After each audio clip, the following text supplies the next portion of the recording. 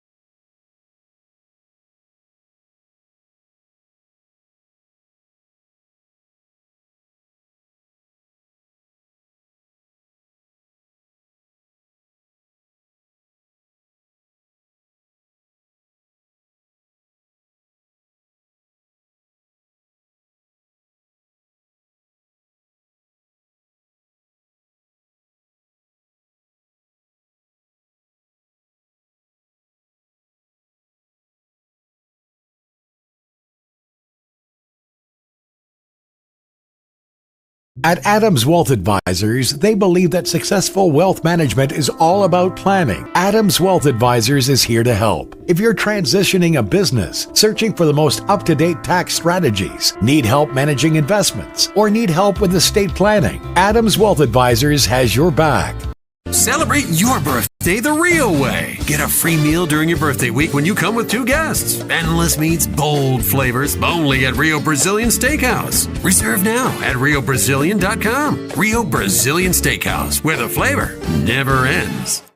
Searching for copiers and printers? Les Olson IT has what you need. Find reliable HP printers, award-winning Sharp copiers, and high-end Ricoh graphic systems. Les Olson IT.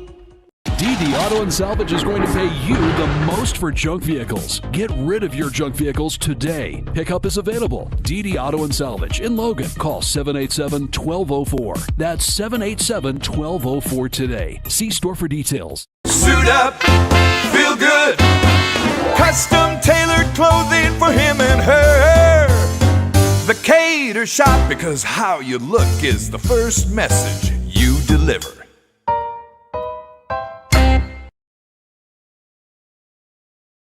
At Planet Fitness, you'll get energy without the judgment. Hi, can you help me with this? This is better. Join the judgment-free zone today for $15 a month. Planet Fitness. Big fitness energy for all. Make it 3 years in a row. Advanced Heating and AC is honored to be Best of Northern Utah Gold Medalist. Thank you for your support and vote of confidence in their company. Advanced Heating and AC online at advancedheating-ac.com. The Mountain Crest Boosters encourage you to support the businesses that support the Mustangs. Ascend Home Health and Hospice, Karchner Homes, Cache Valley Nursery, Hiram Chevron, Landmark Homes, Ridley, Circle B Irrigation, Members First Credit Union, Frazzle Fix. To join the Mountain Crest Boosters, contact the Mustang Athletic Department. Support the sponsors that support the Mustangs. I have a deal for you. I'll turn the cable back on when you get my kitchen floor finished. How do I do that in time to watch my team win? Use the expert help at Castalite. For all your brick, block, rock, paver, and tile needs, Castalite.com. When your car starts making that uh-oh noise, bring it to Cache Valley Auto Care. They speak fluent clunk and squeal. They'll fix it right without upselling things you don't need. Cache Valley Auto Care, behind Home Depot on 200 East in Logan. I'm Lana Powell, and my team and I are here to make insurance simple. Because we live right here in your community. And if the unexpected happens, you'll have neighbors you can count on. Come see us at Lana Powell State Farm, here to help life go right. From day one, right down the street, to present day, all over America, Napa and our nationwide network of parts and exceptional service were built for one mission: to keep your business moving full speed ahead. Napa know-how. Great.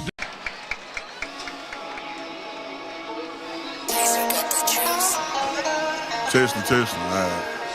Welcome back to Ridgeline High School. Anybody out there listening to us, just make sure you tell us if you can hear audio now. We're hoping that we got those bugs worked out for you. We're going to start this thing all over, Lance. Let's do it. All right. Sounded really good that first time. 3, 2, 1. I'm Dave Simmons, everyone. Thanks for joining us here at Ridgeline High School, joined by the Mountain Man, Lance Campbell. And Lance, we should have a good one here tonight as both teams come into this ball game. Mountain Crest at a 3-0 record and Ridgeline with a 3-0 record. Doesn't get any more fun than this, Lance, as both teams Valley rivals, just down the road rivals. This should be a lot of fun. Yeah, you got two 3-0 teams, high-scoring offenses. Like we talked about before, we didn't have audio, and both teams coming in with a lot of confidence, 3-0, scoring a lot of points. Yeah, we had a dry run, that's for sure, folks. Mountain Crest comes in, as I mentioned, with a 3-0 record. They beat East 38-0. They beat Uinta 62-0, and they put 49 on Logan. So it's an offense that's obviously scoring points. Ridgeline, on the other hand, same sort of deal. Maybe not quite as well. Let's look. Put 34 on Morgan, which is a very good team. 39 against Park City, 41 against Brighton. So haven't had some of those scores like Mountain Crest has had with the 62. Yeah, but still, this is an offense that is very, very good. And I wonder if Mountain Crest has quite seen a defense like this Ridgeline defense. So far this season, Ridgeline's defense has only given up. They gave up 14 points to Morgan in the opener, and then since then, 3 points in 2 ball games. Well, and to speak for Mountain Crest, too, their defense has been playing really well as well. And their defense has been doing good and keeping opponents from scoring a lot of points as well. Yeah, so again, both teams coming in with high expectations. I mentioned in our dry run how it's fun to talk to different people in the valley, and especially on our side of the valley where the Mountain Crest faithful, they really think that they have a chance to win this ball game, coming in with a good start with a 3-0 record. Ridgeline obviously feels like they have the best team, maybe not only in the region, but maybe even in the state. But there's always that little component of a valley rival, and you and I have both been a part of it. With the different sports, basketball, baseball, football, all of them. I don't care how good a team is, there's something about that valley rival that something weird can happen. And that's what makes these games so fun. Yep. Is both teams super confident, and it's that wild card. Because we were talking before the game about, what do you think? Who do you think's got the advantage? And it was that we just talked about it's a rivalry game. Yep. Anything can happen. Emotions are super high on both sides. It's going to be a fun night. Yeah, it should be. I remember being a part of some teams that were really, really good. fact, there was a year baseball-wise, Mountain Crest, we were rolling everybody in the region in baseball, and Logan was down. They were not a great baseball team, and I'll be darned if they didn't come in and beat us one year. And it happens, and things go weird. But I do think that there is something to be on the home field. Although you're literally a few miles away from Mountain Crest's home field, and look, they've traveled just fine. There's plenty of people over there in those stands. They've made the trek. In fact, they're on the side hill as well. So the stands are completely full. Are you calling it standing room only? Standing room only, grass room at this point only. Yeah, grass room. We got grass room over there. Both teams getting ready. As we were flapping our gums here, we didn't notice who won the. Well, did you notice who won the tip? It's your job. It is. It is your job. You're carrying the load, and I do need to pick it up. I got plenty of load over here to carry. And for years, I've tried my very best to watch and see who wins tips. Who wins? I'll tell you right now, Ridgeline's receiving. They are receiving. We don't know if they wanted to receive or what the deal is. But going back for Ridgeline is Graham Livingston, and we also have Brady Cook. And we are about to get ready to go. We are ready to get going here. I also looked up where the other teams are.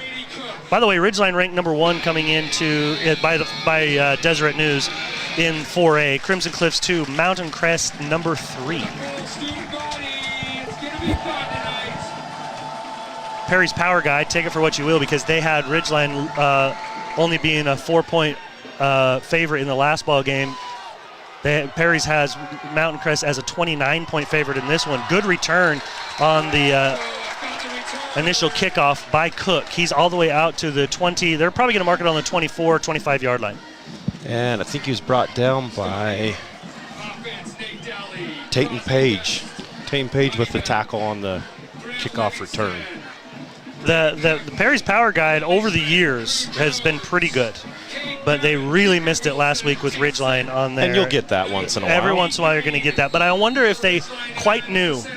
Well, I don't think they understood the speed of the defense of Ridgeline. I don't know. There's got to be a mathematical equation formula that they're running together, and for whatever reason, their first few games didn't make it so that they had a big favorite against Brighton. This one they show Ridgeline as a 29-point favorite. Nate Daly in the shotgun. He's going to bring a man in motion from the left side to the right. That is Hunter Knighton. Going to pump fake out to him and then come out into the other corner and caught by...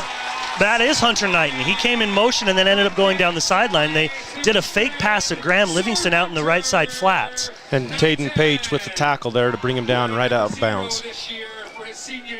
All right. That's a really good play on the first play from scrimmage for Ridgeline.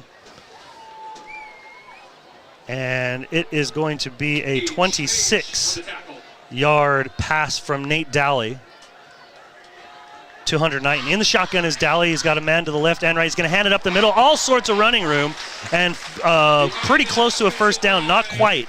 Just a yard short. That was a good power run by Crosby there to burst through that open hole there and got him 9 yards.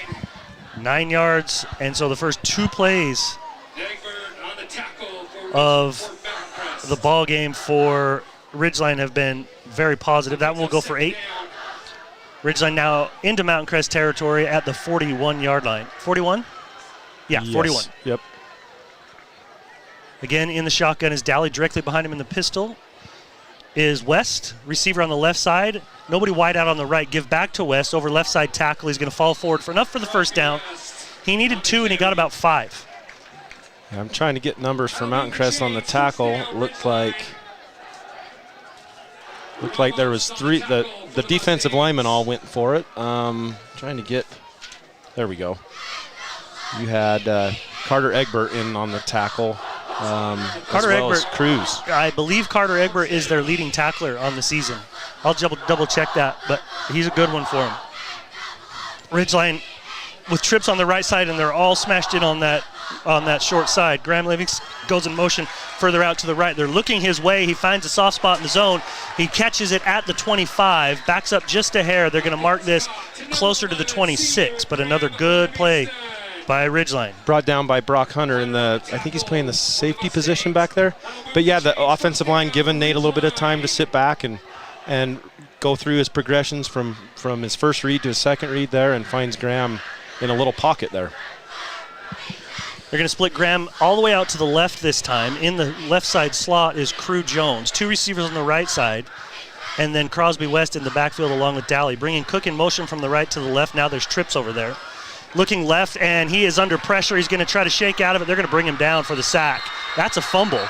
It's a good thing. It's a good thing they had blown the whistle. The progression for Nate had stopped, but it's a good thing they blew that whistle if you're a Ridgeline fan, because Nate lost that ball. Santiago Huerta in on that. He's also one of their dudes. Yeah, he basically came untouched on that right through the middle, and immediately he had him right in Nate's face.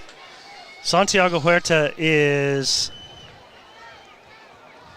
he's got 13 tackles on the season. Carter Egbert has 27. Those, I think, are their number 1 and 2 guys.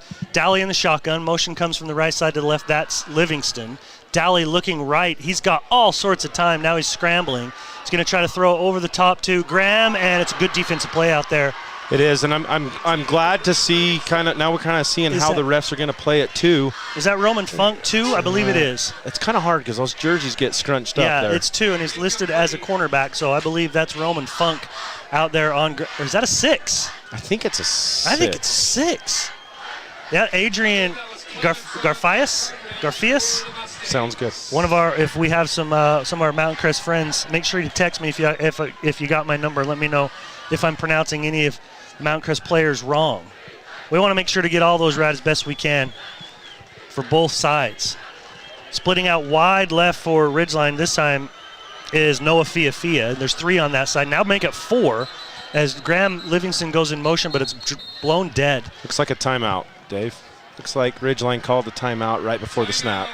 Well, they were facing a 3rd and a long, long ways. 3rd and 19 on the sack. That came all the way back to the 40-yard line. So that sack from the 26 back to the 40 was a 14-yard loss. Yeah, that was a huge play that Mountain Crest defense needed to make. You know, that the Ridgeline was moving the ball really well, and then Mountain Crest dug in their heels and made a good play there, coming right up the middle with a little pressure, and it's got them in deep deficit here. Your video streaming on CashValleyDaily.com is powered by Adams Wealth Advisors. They want to get to know you, understand your family, your jobs, your hobbies, and goals to earn your financial trust. Visit AdamsWealthAdvisors.com to schedule time with an advisor today. Also, if you're just going to leave the house and not stream this and you need to listen to it on the radio, old school wise is what I like to call it, Lance. Yes, sir. On your radio dial, it's 104.5 The Ranch and 104.5 The Ranch and 107.7 is the Mountain Crest feed. We, the sultry tones of Lance and I are coming through loud and clear on both of those stations, folks. Excellent. That's good. Excellent. In the shotgun again is Daly. He's rolling right. He's going to find his man. That's Fiafia at the 40, 35, pushing forward to the 33. That's still going to be well short of the first down. It's going to be a 7-yard gain. But it's in that kind of no man's land, don't you think, Lance, where you maybe go anyways? It is for sure. And it looks like the offense is staying out on the field. It's a little too far for a field goal. But it's a weak punt, don't you think? No, I think they're definitely keeping the offense out here. You're right. It's in that dead zone. Not going to really benefit you to try to punt it. Yeah, they're a high-powered enough offense here with 4th and 16 that they're thinking they maybe might as well give it a shot. Because worst case, you don't quite get it and you're still inside the 20. Looks like we might have another personnel change, so it looks like a late timeout. Coach Cox a little frustrated with what's happening substitution-wise because another timeout had to be called. Our hard tackle of the game is brought to you by Castlight Brick and Tile. Whether you're looking for brick for your home, tile for a bathroom remodel, or pavers for a new walkway, think Castlight. Online at castlight.com. You know what we can do just for a sec? Let's take a look at the opponents because we know the Ridgeline opponents. Morgan's a solid team. Morgan, after losing their opener to Ridgeline, I believe I'm not going to say it because they're 2-1, so that was their only loss. Yep. They played Skyview. They beat Skyview 35-27, and then they beat Park City 24-21. So we know Park City, and we know what we saw out of Brighton. We'll look at Mountain Crest here in just 1 second as we're getting back to the action. Ridgeline now coming back out. And for some reason, Noah Fiafia still seems confused on if he should be on the field or not, and they're waving him off. And now a flag flies. And coming out of a timeout, that's really interesting, don't you think, Lance? Yeah, they still couldn't quite get that right. And it was just like a repeat of what we saw right before the timeout, just personnel substitution issues there, which is very uncharacteristic. Now you back it up to the 38. This can kind of get into one of those, if you pooch punt. And I like the ability of being able to have Nate just kick it out of the shotgun and try to pin him down in there to like the 1 or the 2. I still think they're going to run a play here. Yeah, it personally. looks like they're lining up ready for it. Yep, 3 receivers on the right side, Cook by himself on the left. Crew Jones in the pistol right behind Nate Dowley. They're going to fake it to Crew on a play action. We're going to pump fake. Now Nate's rolling. He's going to get it on an errant pass. He wanted Graham Livingston, and it is incomplete. We got a big stop for Mountain Crest, turnover on downs. And here's this big momentum, right? Yep. This is what we talked about in these rivalry games. That's one of the first times Mountain Crest Ridgeline's offense has come out and stalled on their opening drive. So this is a big play for Mountain Crest and their defense. Is that an 8 on the clock or 6? Can you see it? Yeah, the goalpost is always 8. in our way. It's 8. At 8:32 in the first quarter, Ridgeline turns it over on downs. Now over to Mountain Crest. Mountain Crest will take over on their own 38-yard line. And the first play is going to be a completed pass to the right side. See if you can help me catch a number on that receiver out there, Lance. Number 7. Okay. Number 7 is Cale Olson. And got a first down, Dave. Got 11 yards on that play, I think. Yep. It's going to have to be marked as 11 because it is a first down. And I think it's actually exactly 10. We're going to give him 10. Cale Olson on the first catch. Again, in the shotgun is Braden Larson. From the now up to the 48-yard line. Nope, 44-yard line. 48. Picked up the wrong one. Another completion. I think it was Cale again. Yep. And in that is almost like the same play. He found himself in that same pocket there. Just quick little out, and ball was right when he turned around, ready for it, and picked up 9 yards. You gave him 8? I'm going to give him 9 now that I look back up there at the sticks. So the first 2 plays of offense for Mountain Crest go to Olson, 10 yards and 9 yards. Now into Ridgeline territory on the Ridgeline 43-yard line. Again, Larson looking to the right. He's going to be flushed out of the pocket, back to the left, being chased and getting pushed out of bounds around the 40 or 35-yard line. Yeah, just enough for the first down. Great job on the scramble. Felt a little bit of pressure in from the edges and was able to find some open field out there on the edge enough to get a first down. Marked at the 36-yard line.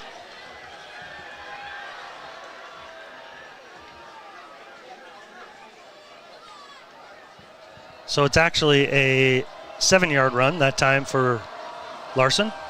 He's in the shotgun again, trips on the right side. Gonna hit his man coming out of the first part of that slot. That's number 9, Kai Passy, and another good play. Yeah, again, they're taking what the defense is giving them right now, right? Which is the underneath passes, and right now Mountain Crest, that's where they're finding those holes, and they're getting the ball out to the receivers quick and getting good yardage each down here so far. Mountain Crest perfect so far as Braden Larson at 3 for 3. And he spreads his team out again. 2 to the left side, 2 to the right side. Man in the backfield with him is Carter Egbert in the shotgun. Egbert right on his right. Going to give it to Egbert straight up the middle, all sorts of room. That's another first down. It was second and about 2. Looks like Hunter Knighton came up and tripped him up. Otherwise, he had some momentum there on him. That's a 7-yard gain for Egbert. First run except for the scramble, right? Yep. And that scramble was a 7-yarder too. Uh-oh, the bass and the tweeters. My favorite one. Yes, it is. Makes the speakers go to war, if you're wondering. Splitting 2 out to the right. I see Micah Clements out there, and I believe it was Atkinson coming in motion. I might have that wrong. 13. Looking, and does hit him. That's 13, Mason Bradford. And Braxton coming up to make the tackle, Braxton Perry. Good catch by Bradford. He was the one that came in motion from that right side to the left and just continued running towards that west sideline and was hit for the pass there. Another completion. It's about a 4-yard gain. Yeah. 17. Yep, 4 yards. Still perfect is Larson.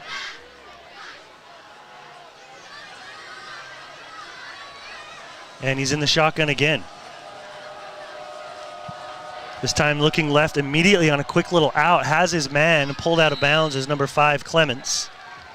Again, Braxton Perry with the tackle out there in his corner position. That's going to be marked at the 11, so a 6-yard gain. And another first down. We've seen in the first ball game, we've seen a couple times where the Ridgeline corners gap just a little more than I'm comfortable with, because that little 5-6 yards pass play seems to be there. But then we saw them let him kind of bait him into it and then jump that route, and it went for a pick 6. Obviously, the field's going to shrink down here a little bit, so you got to up a little bit further than normal. Mm-hmm. In the shotgun again is Larson. He's rolling right. He's got his man. It might have been tipped at the line by the big paw of Crew Jones. Crew Jones tipped that one, it looks like, and right at his feet there of Egbert.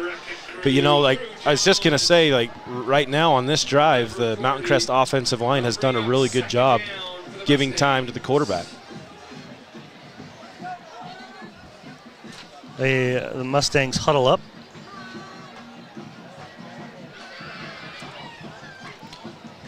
Bringing in a man from the sideline to bring the play.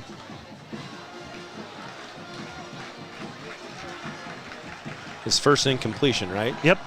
He is 5 for 6 now, Larson. Twins to either side. Egbert stays in the backfield. Good protection that time by the offensive line. In the corner. Oh, is he out? No, I think he's out of bounds. Yep, they're calling him out of bounds. Good catch, though. Great effort to go up and get the ball. Brady Muir caught that ball. Hunter Knighton there trying to time the jump right there in the corner of the end zone, but it came down and landed out of bounds. Right there on the white, and the back judge there had a good view of that one. Hey, Lance, I'm impressed already with this offense. Yeah, I mean, it's everything that they've been so far in the season that we talked about, you know, a high-powered, efficient. Mm-hmm. I mean, he's only had one incompletion. He's had that one there that was out of bounds, but yeah, that offensive line's giving him time, which is exactly what he's been wanting to do. Larson's going to settle in the shotgun again with Egbert on his right. Trips on the left side. This is a similar formation to what Ridgeline ran a little earlier. It's the short side of the field with all 3 of those guys. Quick little out pattern is just misthrown. I think Larson just was errant on that one. The intended receiver was Muir. You know, not a ton of pressure, but just enough to make him uncomfortable there to maybe get that ball out a little earlier than he wanted to. It was a 3rd and 10 from the 11-yard line, and that brings up a 4th and 10 from the 11, so it looks like they've got the field goal unit on the field. It's going to be number 57 coming in to kick. That's Brenton Lishman. Not every day you see a 5'7" kicker, is it? No. Maybe he also is a linebacker or a lineman. That kick is plenty. Build. That guy, whatever he's doing, he should keep kicking. Yeah, that had tons left in it. Good kick by Lishman.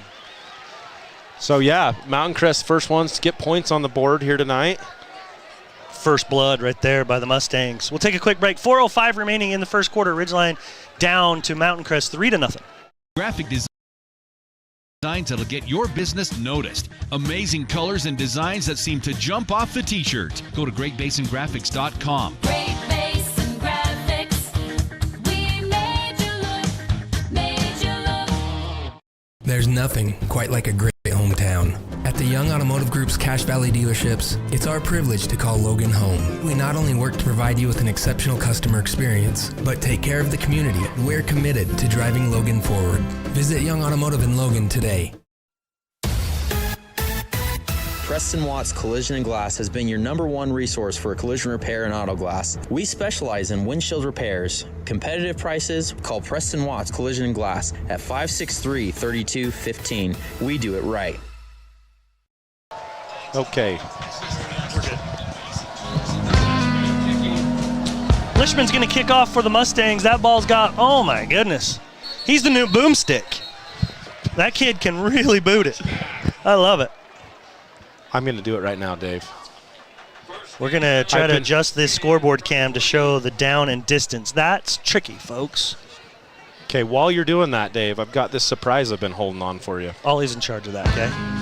Ooh, bring it. He's been really talking. Okay. As the offense comes back on for Ridgeline, Lance brings in the this should be the hype music. Perfect. In the shotgun is Dally. Fia directly behind it. In motion goes Graham Livingston. Too long. Oh, dang it. We'll get it one of these times. In motion coming back the other way, it is Livingston. Give it to Fia, and he's brought down quickly at the 21-yard line. That's gain of 1, and Egbert in quickly. Yeah, he came from that backside tackle position and slipped through the line and down the line really quick to get him wrapped up by his ankles. The vibe right now, if you were to say who's got the most energy right now, I got to go the Mustangs. Oh, definitely. I mean, the sideline right now is dead for Ridgeline. Yeah, I think Mountain Crest definitely seems to have more energy right now. Fake handoff on the play action. They're going to make the pass overthrown as it was intended to Owen Lishman, and Dally overthrows it. But speaking on that, I mean, that last opening drive of Ridgeline, you move the ball really good, and then you kind of have some self-inflicted errors there that kind of stalled. Well, they stalled that drive, and then it started to really, the timeout, and then the substitution and those kind of things, and it just, after that point, it just kind of like. And then there was a penalty, and like you said, the substitution, they couldn't quite figure out what was going on there, and it stalled it out. Empty backfield with Dally. He's got 2 receivers on the right side and 3 on the left. He's looking left immediately, and he overthrows Graham. Like it wasn't even, that one didn't even look close to me. No, he had a lot of pressure on him, and Kyler May's helmet comes off, so he's going to have to come out of the game. But there was a lot of pressure really quick there that Nate wasn't ready for, and a little maybe miscommunication on the route. But that's a 3 and out. And in comes the punt unit. Crosby West back to kick. Standing on his 8-yard line. Graham Livingston and Nate Dally having a conversation there. Obviously one was feeling like something ran incorrectly. Good punt and fielded at the by Micah Clements at about the 45. Oh, and Noah Fia coming up and laying the wood. Big tackle right there at the 45-yard line. I glanced down to double check that I knew Micah Clements' number, and then Noah nailed him, and I missed it. And then you heard the ooh. Ooh, I did hear the ooze. Hey, but great field position for the Mustangs as they are now on the Ridgeline 45-yard line. It's always good when you can start your drive on the opponent's side of the field. Absolutely.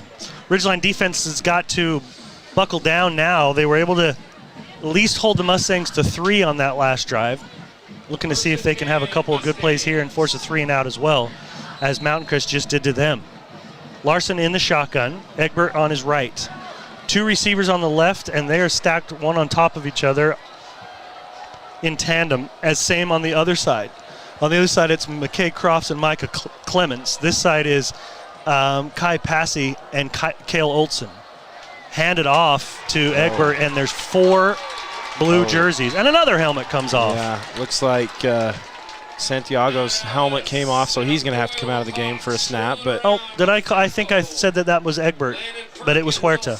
Yeah. My apologies. And the Ridgeline defense was there immediately. There was I think Logan and Matt Alice. Or sorry, did I say Logan? Jonathan Grohl, sorry. 3-yard loss on that rushing play. Now it's a 2nd and 13 from the Ridgeline 48-yard line. Larson in the shotgun. I believe this time it is Egbert on his left. 2 receivers on the left. now joined by a third in motion.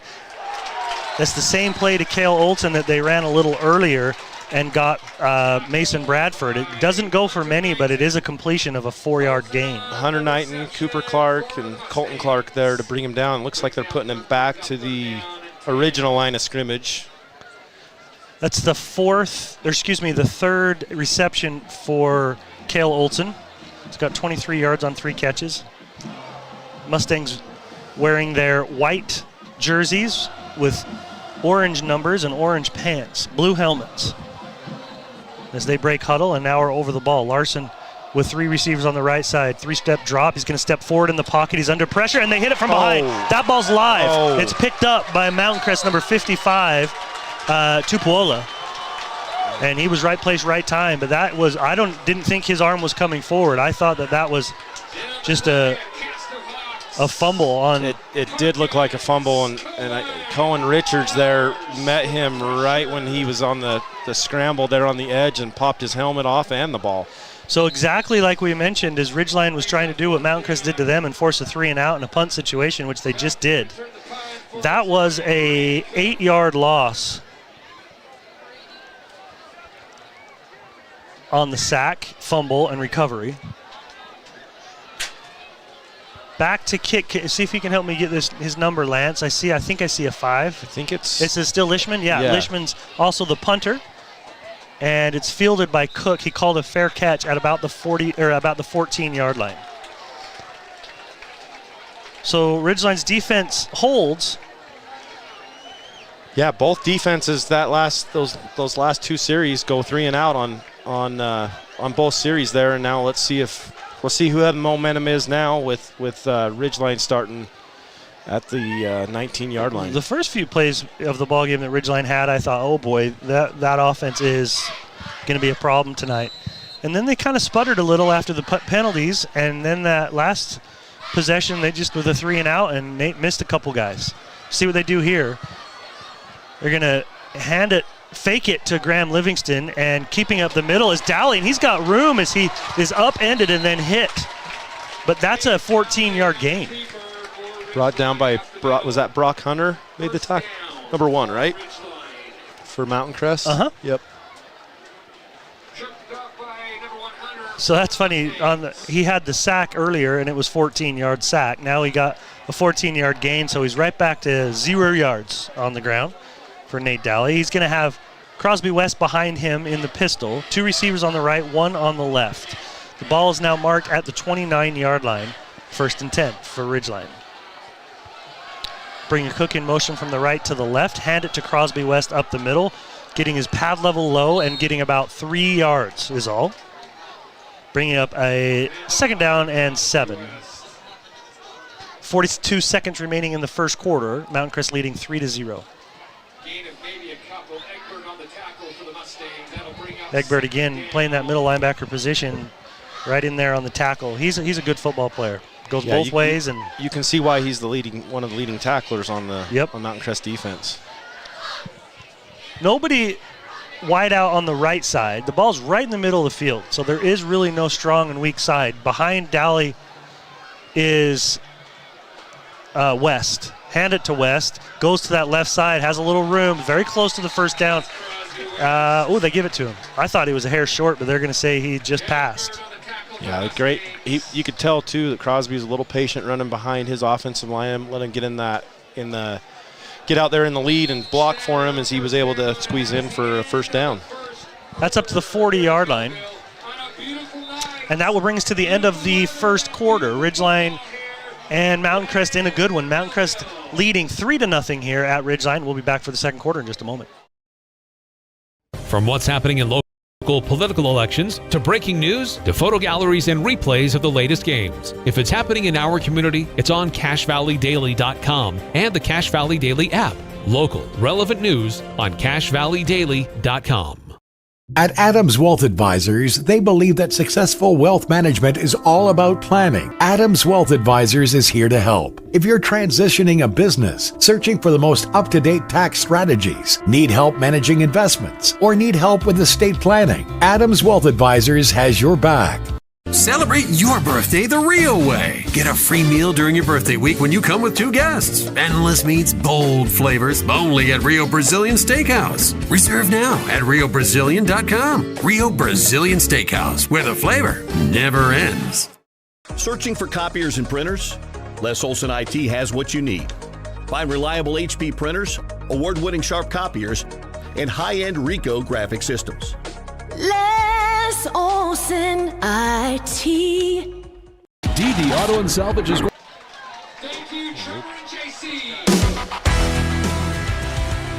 Welcome back to Ridgeline High School. Ridgeline with a first and 10 here on their own 32-yard line. It's fumbled on the transition from Dowley to Crosby West. Something went wrong there. Yep. There's a low snap, and then I was just going to say, Cruz with Mountain Crest makes a great play, but comes out celebrating with a signal that you're not supposed to do as any athlete on the field, I think. That's going to get you an unsportsmanlike penalty every time. Number 0, Cruz. Oh, gave a unsportsmanlike? Yeah. There was a gesture after and he made a great play. And you hate to see that after somebody works hard, makes a great play, and then just those, kind of like we talked about in the first quarter, those self-inflicted wounds, right? Yeah. Well, that's going to be a big one. Penalty on Mountain Crest. That brings a first down. Ball spotted on the. That's going to go all the way up to the down, I should say now, because it's in Mountain Crest territory to the Mountain Crest 47-yard line. So those are the ones that coaches don't get terribly happy about. Kind of shooting yourself in the foot type of deal. And these are momentum shifters, right? Especially because you just stopped them on the fumble and the loss of yards, and now you give it all back to them. Ridgeline on a low snap. They're stopping this one too. Flags fly again, and it's a false start on Ridgeline. I do like the signal on that one, Dave. That was a good signal. Just come in and just the slow start. The slow roll of the false start. Yeah. Slow roll. Just a slow roll. And they'll roll back right now. 5 yards. It's going to be 1st and 15 now. Back now on the Ridgeline side of the field. Man, that momentum's just like back and forth, back and forth. Now you really don't have a lot on either side that's really in a rhythm, right? Yeah. There's no feel to this one so far. Still both teams I feel like still trying to figure it out. Dowley in the shotgun. 2 receivers on the right side. Got a tight end on the left. Coming in motion is Livingston from the right to the left. Dowley looking downfield. He's trying to go for Knighton. Knighton catches it. Great catch and a pass interference. He took a bump, and it actually kind of bumped him further downfield where he could catch it. It did, and it fell. I mean, great concentration all the way through. He was covered really well, too, by the Mountain Crest defender, but he was able to concentrate all the way to the ground, and they're calling it complete. So they're going to obviously decline that penalty, and it's going to be, I think, spotted on the 12 if I'm reading those officials right.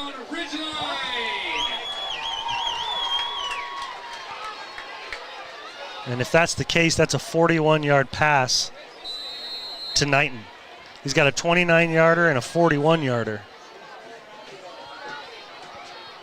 Spotted on the 12-yard line. It's a big play for Ridgeline. They needed something to start giving them a little momentum offensively. We'll see if the Mustangs can dig in here defensively.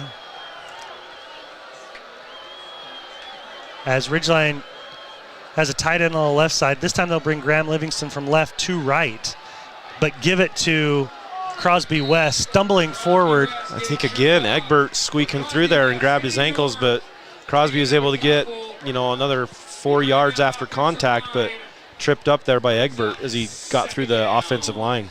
Yeah, I think we got to give him about 6 yards on that one. Should be on the 6, maybe the 7. Do it, Dave. 6 or 7? We're going to go 7. Okay. Feels right, which unfortunately for our man Crosby West, he's going to get a 5-yard gain out of that one. 2nd and 5. Ball on the 7-yard line. So first down is still available. West next to Dally. 2 receivers on the right, bringing motion from that right side to the left is Livingston. Dally keeps, like goes up the middle, churning forward. I think he's in. Yeah, touchdown, Dally. Yes. Nate Dally on a 7-yard touchdown run. Mountain Crest defense had him stopped there about the 1 or 2 yard line, but the offensive line pushing his way into the end zone there. It took a group effort to get him into the end zone. It sure did, and he kept churning, and he's going to have the touchdown now and a point after coming. We believe. They're motioning a few. They may go for 2 here.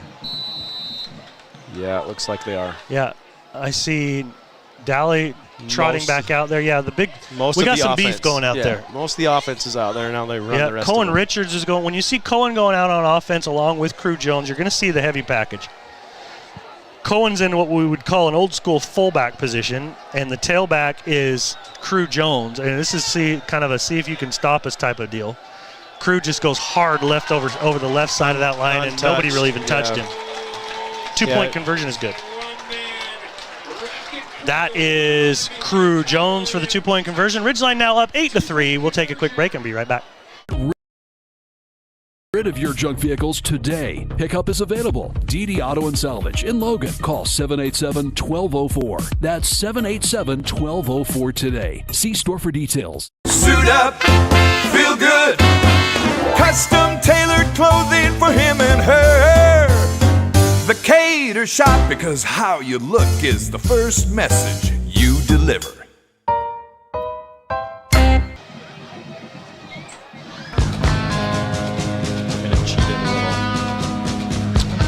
Ridgeline finds pay dirt with 9:28 remaining in the second quarter.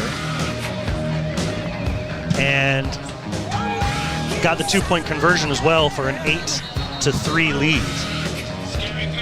And Braxton Perry puts that one into the end zone for the touchback.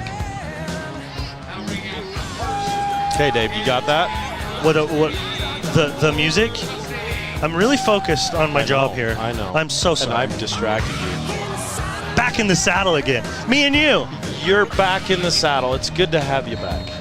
Yeah. And if our listeners could see me now, I'm doing grooving, a jig. Grooving. Yeah. On this cowboy out at Ridgeline. I like to call getting jiggy. In the shotgun is Larson. He's got 2 receivers out to the left side, 2 to the right. I'm on my tippy toes, looking over the kids right now. He calls with a clap of the hands. He is now under some pressure. He's flushed out to the left side. So he's going to square his shoulders and then throw back to his right side. Is that pick? Yep. He did. They're calling it incomplete. Really? I think he had it. Oh, no. From the vantage point I had over the top of the kids, he had it and then he lost it, but he still kept it, his arms under it. From our angle, it looked like it bobbled, but he still looked like he got his hands underneath it to get that. But that's what I thought. This deep back judge here is saying nope, he didn't hit the ground. But wow, what an effort to try to bring it in even after the tip there. Yeah, what a bullet dodged there by the Mustangs. They would not want to give it back to Ridgeline right there. Ball on the 20-yard line, still 2nd and 10. Larson looking to throw. Quick little in route, and it's caught, but it is minimal yards gained, 3 yards. I believe that was by Cale Olton. So he's got 4 receptions for 26 yards. Kind of running him on those underneath routes as he's got 6.5 per carry or per catch. Mustangs break the huddle and come in with a tighter formation this time. There's nobody split wide. Any receivers are right at the edge of the formation. Now they do bring somebody in motion all the way out to the right. That's Bradford. And rolling that direction is Larson. He's under pressure. And he's going to get up the right sideline and gain a couple is all, maybe 1. Yeah, it looks like they're giving him 1 yard.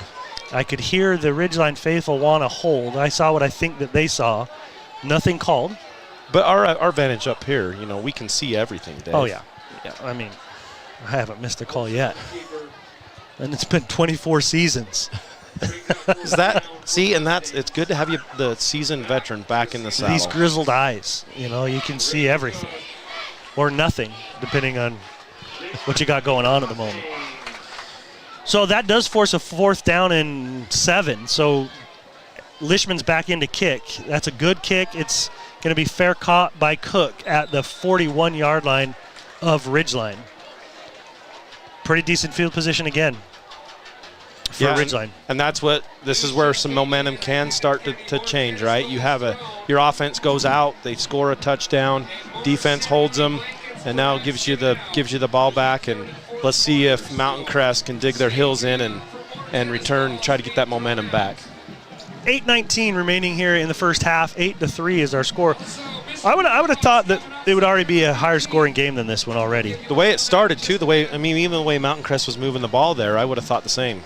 Cedar City's up 35-16 on Logan. I've been watching Cedar's scores. They're beating people too. They're undefeated right now. Maybe Cedar's gonna pose some problems to people. In the shotgun is Dowley's going to hand it to Fiafia as he just plows his way forward. That's going to be a gain of a good 7.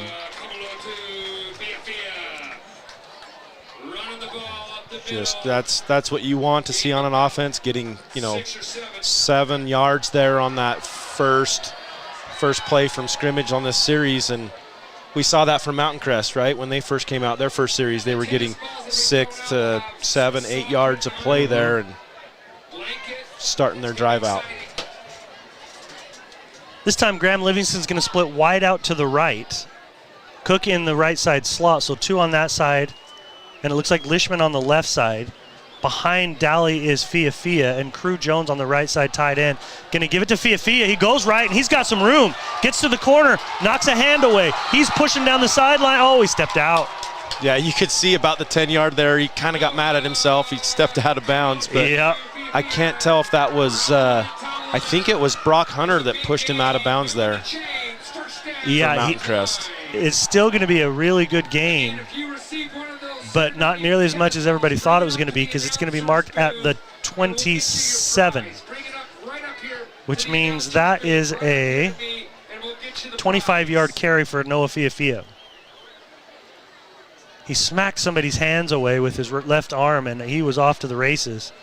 And must have just barely stepped out there on that sideline. Oh, we got a sideline flag here on the Ridgeline sideline. Sideline warning? Yeah. Yeah, you got to get that in at least once. Yes.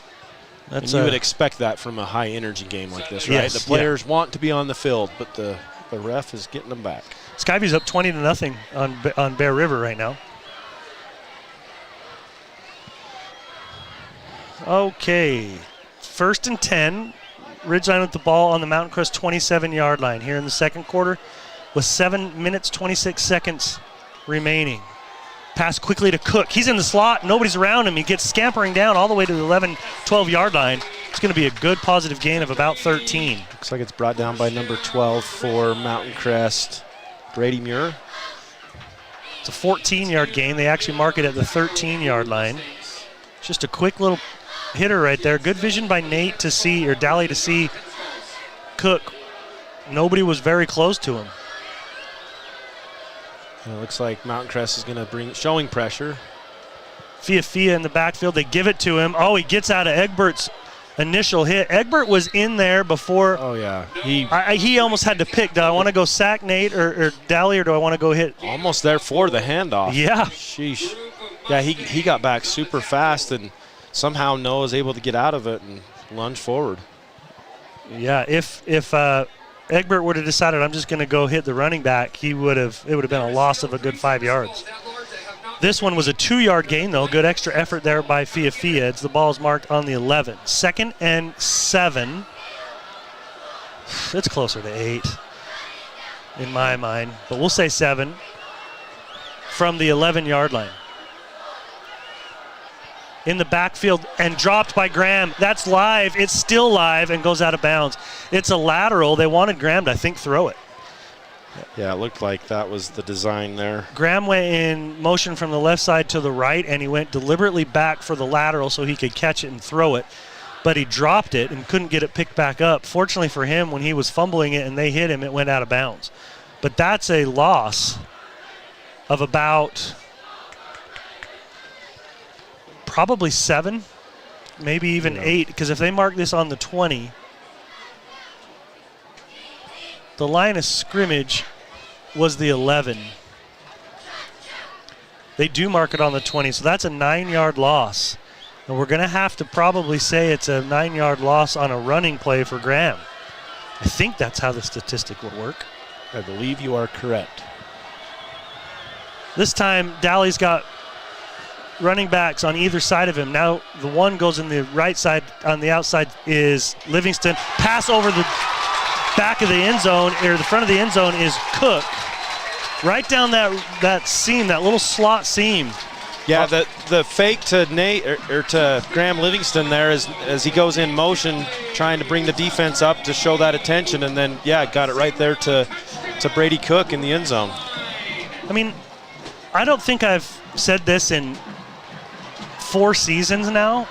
I'm getting the feeling they're using Graham almost as a decoy.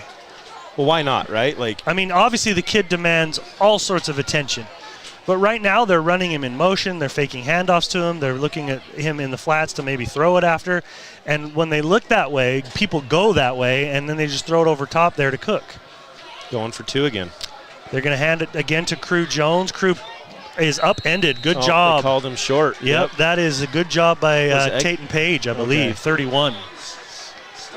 He stopped short, kind of bounced trying to get it into the end zone, but that was a great job by the Mountain Crest defense. Very good job. So a 2-point conversion is not good this time to Crew Jones. And Ridgeline's got a 14-3 lead here with 5:40 remaining in the first half. But again, I really don't think that if you were to say, well, I guess we don't know what it's going to be, but if I was to say it would be 14-3 with 5 minutes left in the first half, I think most people would have said, I bet it's going to be more than that. Right, and like we talked earlier, it still doesn't feel like one side has the momentum. No, it really doesn't. This is kind of a weird feel to this game tonight. Perry's going to get his foot into this one, and it's fielded at the 1.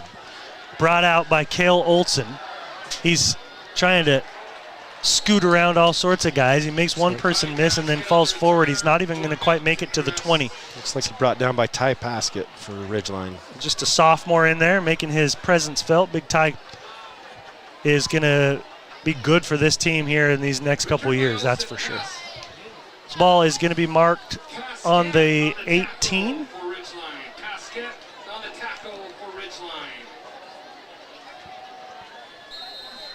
So Mountain Crest wanting to punch one in somehow here, but they've got to go from the 18, their own 18-yard line. Fake the handoff, pass is caught as it's thrown high, but it's caught by Kai Passy on a great catch. That was. Kind of strings you out a little bit, leaves you out to dry. With some threat of contact there, great concentration to bring that catch in. Yes, it was. They're going to mark that on the 25-yard line. That's a 7-yard catch for Passy. 7-yard completion there for Larson. 5:09 remaining in the first half. Receiver split wide left and 2 on the right side. Running backs on both sides of Larson in the shotgun. Going to fake the handoff and look left on the slant in, and that one is incomplete. Pretty good coverage that time by Braxton Perry on that corner. Would have been a good catch having to go down low to grab that one. And that incompletion brings up a third down. Third down and, what should we say, Lance? 4? A long 3 and probably closer to 4. Still on the 25-yard line. The incompletion stops the clock with 4:53. 3rd and 4. Trips to the left side, 1 on the right, and a running back, looks like Egbert, I believe, is next to Larson on his right. Mountain Crest working from the north to the south. And a flag flies from its delay of game from that back judge. So it's going to back Mountain Crest up now. What was a 3rd and 4 is going to go for a 3rd and 9. You know, you've seen Mountain Crest a time or two come out, and they're trying to see what the defense is giving them, and they're bringing in that late call. I haven't really been paying attention. I thought they've had plenty of time even doing that, trying to read the defense and adjust. So Mountain Crest splits 2 out to both directions. The ball is almost in the middle of the field, maybe a hair towards the right. We got a timeout, Mountain Crest. They want to talk this over. Still 4:53 on the scoreboard, or on the clock. With 14-3 is the score. Ridgeline in the lead. On the timeout, Lance and I will take a quick break and be right back. At Planet Fitness, you'll get energy without the judgment. Hi, can you help me with this? This is better. Join the judgment-free zone today for $15 a month. Planet Fitness. Big fitness energy for all. Make it 3 years in a row. Advanced Heating and AC is honored to be Best of Northern Utah Gold Medalist. Thank you for your support and vote of confidence in their company. Advanced Heating and AC, online at advancedheating-ac.com. The Mountain Crest Boosters encourage you to support the businesses that support the Mustangs. Ascend Home Health and Hospice, Karchner Homes, Cache Valley Nursery, Hiram Chevron, Landmark Homes, Ridley, Circle B Irrigation, Members First Credit Union, Fraz. Okay, we're back, Dave. 14-3, Ridgeline in the lead. 4:53 remaining in the first half. Mountain Crest now facing a 3rd and 8 from their own 20-yard line. Larson dropping back, trying to find a man. He's got his man and the first down. That's Kai Passy. Good play that time from the Mustangs. Great job. I mean, they had a 3rd and 7 there, back in their own territory, and were able to get a big first down. At this point in the game, Mountain Crest is really wanting to move the ball. That's an 11-yard pitch and catch that time for Larson to Passy out to the 31. Passy was able to get out of bounds, stopping the clock with 4:48 remaining. Now 1st and 10 Mustangs. Ball on the 31-yard line. Larson's just going to keep straight up the middle, see if he can get a couple, and his helmet pops off. Tripped up by Matt Alice. He was able to squeeze through there, trip him up for a short gain. Larson's going to have to run off for just one play here after losing his helmet. It's a gain of, we'll say, a long 3. Looks like number 12, Brady Muir, is coming in to be quarterback for him. I'm going to guess a straight run play. A little wildcat. Maybe, yep. Maybe just let Muir run it. Or hand that ball off to Egbert there in the backfield. Muir is listed as a defensive back and a wide receiver, but now he's got nobody in the backfield with him. I think he runs over that left side. Nope, he's going to throw it. To Egbert, and he is tripped up, and if he wouldn't have been by Graham Livingston, he was off to the races. Yeah, they didn't account for him squeezing out for that tight end pop. I love that play. He was wide open. That was a great save by Graham, but great job by Mountain Crest to find him. I mean, a big hole in the defense, and that was definitely a touchdown saver. I mean, you got 2 bozos up here thinking, that's going to be a straight run. 1.5 bozos up here. You're not all the way a bozo, just me. And then they just run an easy play over the linebackers because they were pinning their ears coming back, and Egbert was wide open. Yeah, absolutely. I mean, you see a new quarterback come out, right, and you want to push some pressure on him, but great composure to get that Egbert. Yeah, 20 yards that time to Egbert. Now they hand it off to him, and he's hit immediately. Matt Alice and Landon Perkins there on the stop they're giving him a half a yard gain. It's not much, whatever it ends up being. No gain. No gain for Egbert on that one.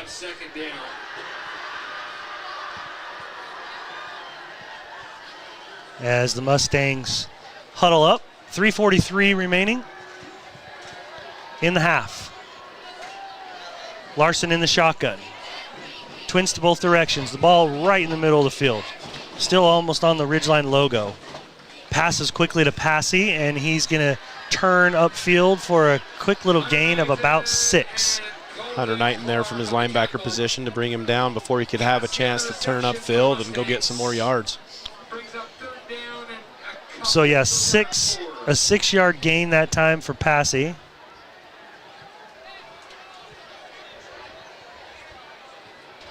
And that brings up a 3rd and 4. Ball on the Ridgeline 40-yard line.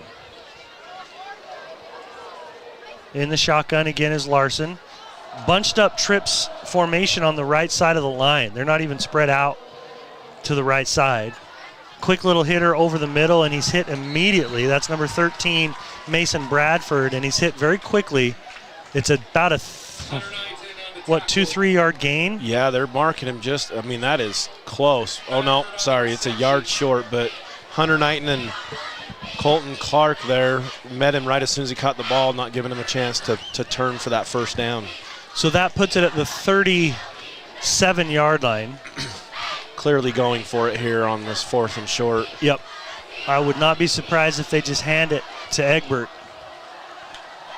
and let him get that quick yard. 4th and 1, a hard count probably to see what they can do first. 2 minutes and 6 seconds. It's like timeout. Games played by both sides there. Yeah, timeout called by Mountain Crest.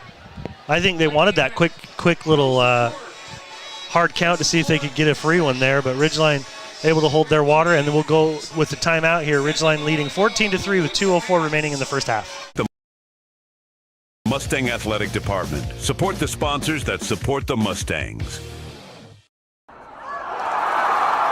I have a deal for you. I'll turn the cable back on when you get my kitchen floor finished. How do I do that in time to watch my team win? Use the expert help at Castalite. For all your brick, block, rock, paver, and tile needs, Castalite.com. When your car starts making that uh-oh noise, bring it to Cache Valley Auto Care. They speak fluent clunk and squeal. They'll fix it right without upselling things you don't need. Cache Valley Auto Care, behind Home Depot on 200 East in Logan. I'm Lana Powell, and my team and I are here to make insurance simple. Because we live right here in your community. And if the unexpected happens, you'll have neighbors you can count on. Come see us at Lana Powell State Farm, here to help life go right. All right, big play here for the Mustangs. 4th and 1, a short one, mind you, and they have almost the wishbone-looking thing behind Larson. Another timeout? Did you see that, Dave? What? So they snuck a receiver out there right on the Mountain Crest sideline, kind of blending in. His heels were on the end of the football field, like right on the line, the out-of-bounds line, and everybody was so far over here. Luckily, Ridgeline saw that, and they sent a guy out there, and then they were trying to sneak a guy over there without being covered. Yeah. And the Mountain Crest they were hoping to sneak one by, and they had to burn another timeout. Well, that is, I guess they still have one more. It shows on the board that Mountain Crest now has no timeouts left, and Ridgeline's got one. So who ended up calling the timeout on that? Must have been Mountain Crest. Did, yeah. And I had to really look because I saw late, I don't know, I think it was Jeff Woodland that they ran out there late, right before the snap of what would be the snap of the ball, and you had to really concentrate to see that player. He was so far over on the end zone. And all the guys are facing you like that. It almost just looks like he's one of them. Well, that was the thing, too. He was facing towards, at the end of the field. Yeah. Not lining up like he was going to go out for a route. Yeah, sorry, it was Braxton that was over there that saw him standing there. He's checking it 2 or 3 times right now to make sure that they're not doing the same thing. And they are not. So, you got a running back on both sides of Larson and then one behind him in the pistol. Now they run a formation up in front, and they're going to just try to run with Larson, and he gets through there, slides, and gets his first down. Yeah, smart. Just gets enough for his first down, slides, keep himself safe, and pick up the first down there. That was a lot of bodies there to try to get through to make the stop from Ridgeline. Yep, 4-yard gain. It's all he only needed the one. So now Mountain Crest at the 33-yard line.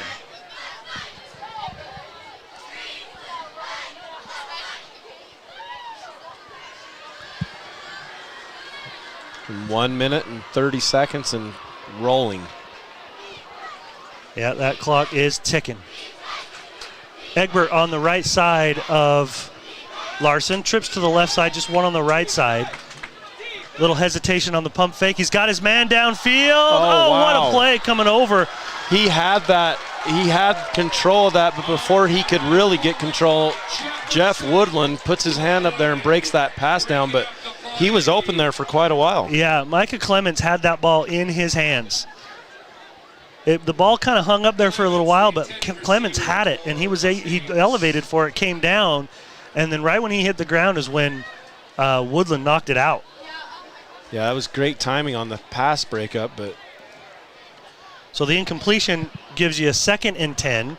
Ball still on the 33-yard line, the Ridgeline 33. Larson under pressure, now rolls left, and coming in and absolutely bringing him down is Landon Perkins. See the speed of Landon Perkins right there? Yeah, that was just a flash there coming from his middle linebacker position to make a great play on the edge as he was rolling out, trying to get him some extra space. That ball marked on that's a 10-yard loss. So now Ridgeline's calling their last timeout, did you say? Yeah, it would be their last. Yep. They show zeros now for both teams as far as timeouts go. And do we have exactly 1 minute left? Yeah. Yep. And it's bringing up a 3rd and probably 21-ish. I was going to say, how much was the loss on that one? 10 yards. 10 yards. So it's probably 3rd and 20. Yep. That's not what the Mustangs needed right there. No, not after picking up a big first down on 4th down there and rolling, you trying to get some points on it. We've seen they were in what I would consider field goal range right there, right before, trying to get some more points on the board before half, and now this kicks you out of field goal range. Yeah, good point. That could have. Well, we saw Lishman. He's the new boomstick. He has plenty of leg on that. I have to let our fans know Riverton had a kicker that they called Boomstick, and the dude could flat out kick it. I think he's at BYU now. That was last year, 2 years ago. A little screenplay set up, but Ridgeline not fooled at all. Yeah, Cooper Clark staying home, reading that. You can see the defense saw it pretty quick there to come back and stop that for a 2 yards maybe? 2-yard gain. So bringing up 4th down and still not in field goal range. We're going to give him a 3-yard gain because it was on the 43, and they marked it right on the 40 now. So you got 4th and 17. Yeah, that looks right. On the 40 and 26 seconds, and it is ticking. But 9 on the play clock. So Ridgeline's going to get it back as Larson rolls right. And now, no, they're not going to get it back. If he can get that first down that left sideline, no, he doesn't make it. He does get to the 6 yards short. Yep, he's going to be just 6 yards short. For a second there, it looked like he had a lot of room. He did. He kind of broke the pocket there, and everybody was down coverage, and he did have, but the defense of Ridgeline really closed that gap really quick and prevented him from getting that first down. Now you've got 9 seconds left, and you're on the ball's on the Ridgeline 29. Okay, so what do you do here, Lance? Is it just a knee and get in the halftime, or are you a come on, let's see if we can get one? I think you take a pretty decent, safe play here to see what the defense gives you, but you definitely don't want to throw a ball here and roll out. Maybe if it's not there, throw the ball away. Well, we'll see what they do. Dowley has the man directly. I think that they're going to knee. They're going to kneel it and just go. And I'm wrong. What would you? I mean, shocker there. Well, right? I don't know. I'm one of those guys. I don't know. That's just, probably the smart. I'm not a coach. That's the reason I don't coach. But I would have probably tried to do something dumb. But yeah, I clearly was trying to do something dumb there too. I would have. I mean, video games you do. Yeah. Tecmo Bowl. Tecmo Bowl, you're going to do it. Let's go for it. Ridgeline leading 14-3 at the end of the first half. We're going to take a break and compile these statistics for you, and then come back and share those with you on our halftime show. We'll be from day one, right down the street, to present day, all over America. Napa and our nationwide network of parts and exceptional service were built for one mission: to keep your business moving full speed ahead. Great Basin Graphics does custom t-shirts and creates graphic designs that'll get your business noticed. Amazing colors and designs that seem to jump off the t-shirt. Go to GreatBasinGraphics.com. Great Basin Graphics. We made you look. There's nothing quite like a great hometown. At the Young Automotive Group's Cache Valley dealerships, it's our privilege to call Logan home. We not only work to provide you with an exceptional customer experience, but take care of the community. We're committed to driving Logan forward. Visit Young Automotive in Logan today. Preston Watts Collision and Glass has been your #1 resource for collision repair and auto glass. We specialize in windshield repairs. Competitive prices, call Preston Watts Collision and Glass at 563-3215. We do it right.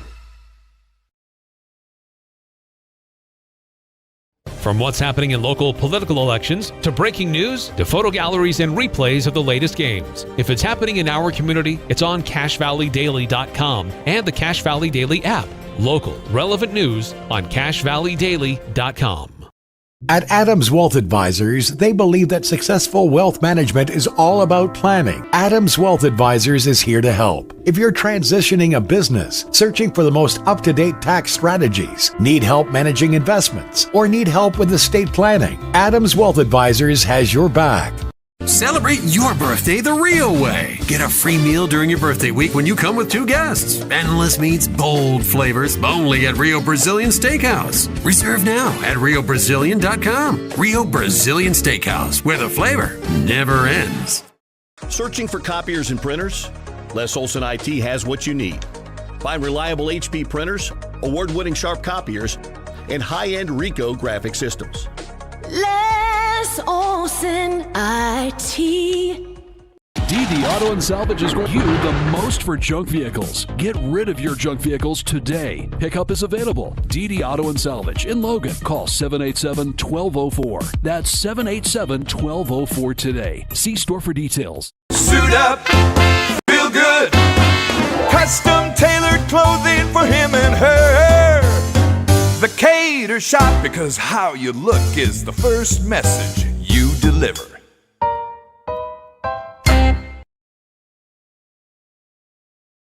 At Planet Fitness, you'll get energy without the judgment. Hi, can you help me with this? This is better. Join the judgment-free zone today for $15 a month. Planet Fitness, big fitness energy for all. Make it 3 years in a row. Advanced Heating and AC is honored to be Best of Northern Utah Gold Medalist. Thank you for your support and vote of confidence in their company. Advanced Heating and AC online at advancedheating-ac.com. The Mountain Crest Boosters encourage you to support the businesses that support the Mustangs. Ascend Home Health and Hospice, Karchner Homes, Cache Valley Nursery, Hiram Chevron, Landmark Homes, Ridley, Circle B Irrigation, Members First Credit Union, Frazzle Fix. To join the Mountain Crest Boosters, contact the Mustang Athletic Department. Support the sponsors that support the Mustangs. I have a deal for you. I'll turn the cable back on when you get my kitchen floor finished. How do I do that in time to watch my team win? Use the expert help at Castalite. For all your brick, block, rock, paver, and tile needs, Castalite.com. When your car starts making that uh-oh noise, bring it to Cache Valley Auto Care. They speak fluent clunk and squeal. They'll fix it right without upselling things you don't need. Cache Valley Auto Care, behind Home Depot on 200 East in Logan. I'm Lana Powell, and my team and I are here to make insurance simple. Because we live right here in your community. And if the unexpected happens, you'll have neighbors you can count on. Come see us at Lana Powell State Farm, here to help life go right. From day one, right down the street, to present day, all over America, Napa and our nationwide network of parts and exceptional service were built for one mission: to keep your business moving full speed ahead. Great Basin Graphics does custom t-shirts and creates graphic designs that'll get your business noticed. Amazing colors and designs that seem to jump off the t-shirt. Go to GreatBasinGraphics.com. Great Basin Graphics. We made you look. There's nothing quite like a great hometown. At the Young Automotive Group's Cache Valley dealerships, it's our privilege to call Logan home. We not only work to provide you with an exceptional customer experience, but take care of the community. We're committed to driving Logan forward. Visit Young Automotive in Logan today. Preston Watts Collision and Glass has been your #1 resource for collision repair and auto glass. We specialize in windshield repairs. Competitive prices, call Preston Watts Collision and Glass at 563-3215. We do it right. From what's happening in local political elections, to breaking news, to photo galleries and replays of the latest games. If it's happening in our community, it's on CashValleyDaily.com and the Cache Valley Daily app. Local, relevant news on CashValleyDaily.com. At Adams Wealth Advisors, they believe that successful wealth management is all about planning. Adams Wealth Advisors is here to help. If you're transitioning a business, searching for the most up-to-date tax strategies, need help managing investments, or need help with estate planning, Adams Wealth Advisors has your back. Celebrate your birthday the real way. Get a free meal during your birthday week when you come with 2 guests. Endless meats, bold flavors, only at Rio Brazilian Steakhouse. Reserve now at riobrazilian.com. Rio Brazilian Steakhouse, where the flavor never ends. Searching for copiers and printers? Les Olson IT has what you need. Find reliable HP printers, award-winning Sharp copiers, and high-end Ricoh graphic systems. Les Olson IT. DD Auto and Salvage is going to pay you the most for junk vehicles. Get rid of your junk vehicles today. Pickup is available. DD Auto and Salvage in Logan. Call 787-1204. That's 787-1204 today. See store for details. Suit up, feel good. Custom tailored clothing for him and her. The Cater Shop, because how you look is the first message you deliver.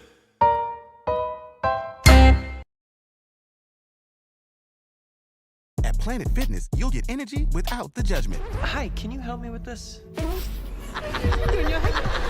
This is better. Join the judgment-free zone today for $15 a month. Planet Fitness, big fitness energy for all. Make it 3 years in a row.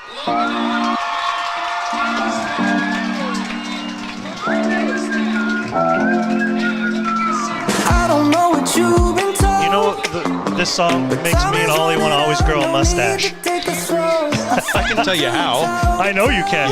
You can tell me how to grow a lot of Mountain Man stuff. It's the part in that new Top Gun Maverick where they're all on the beach playing football, but every one of those guys has a mustache.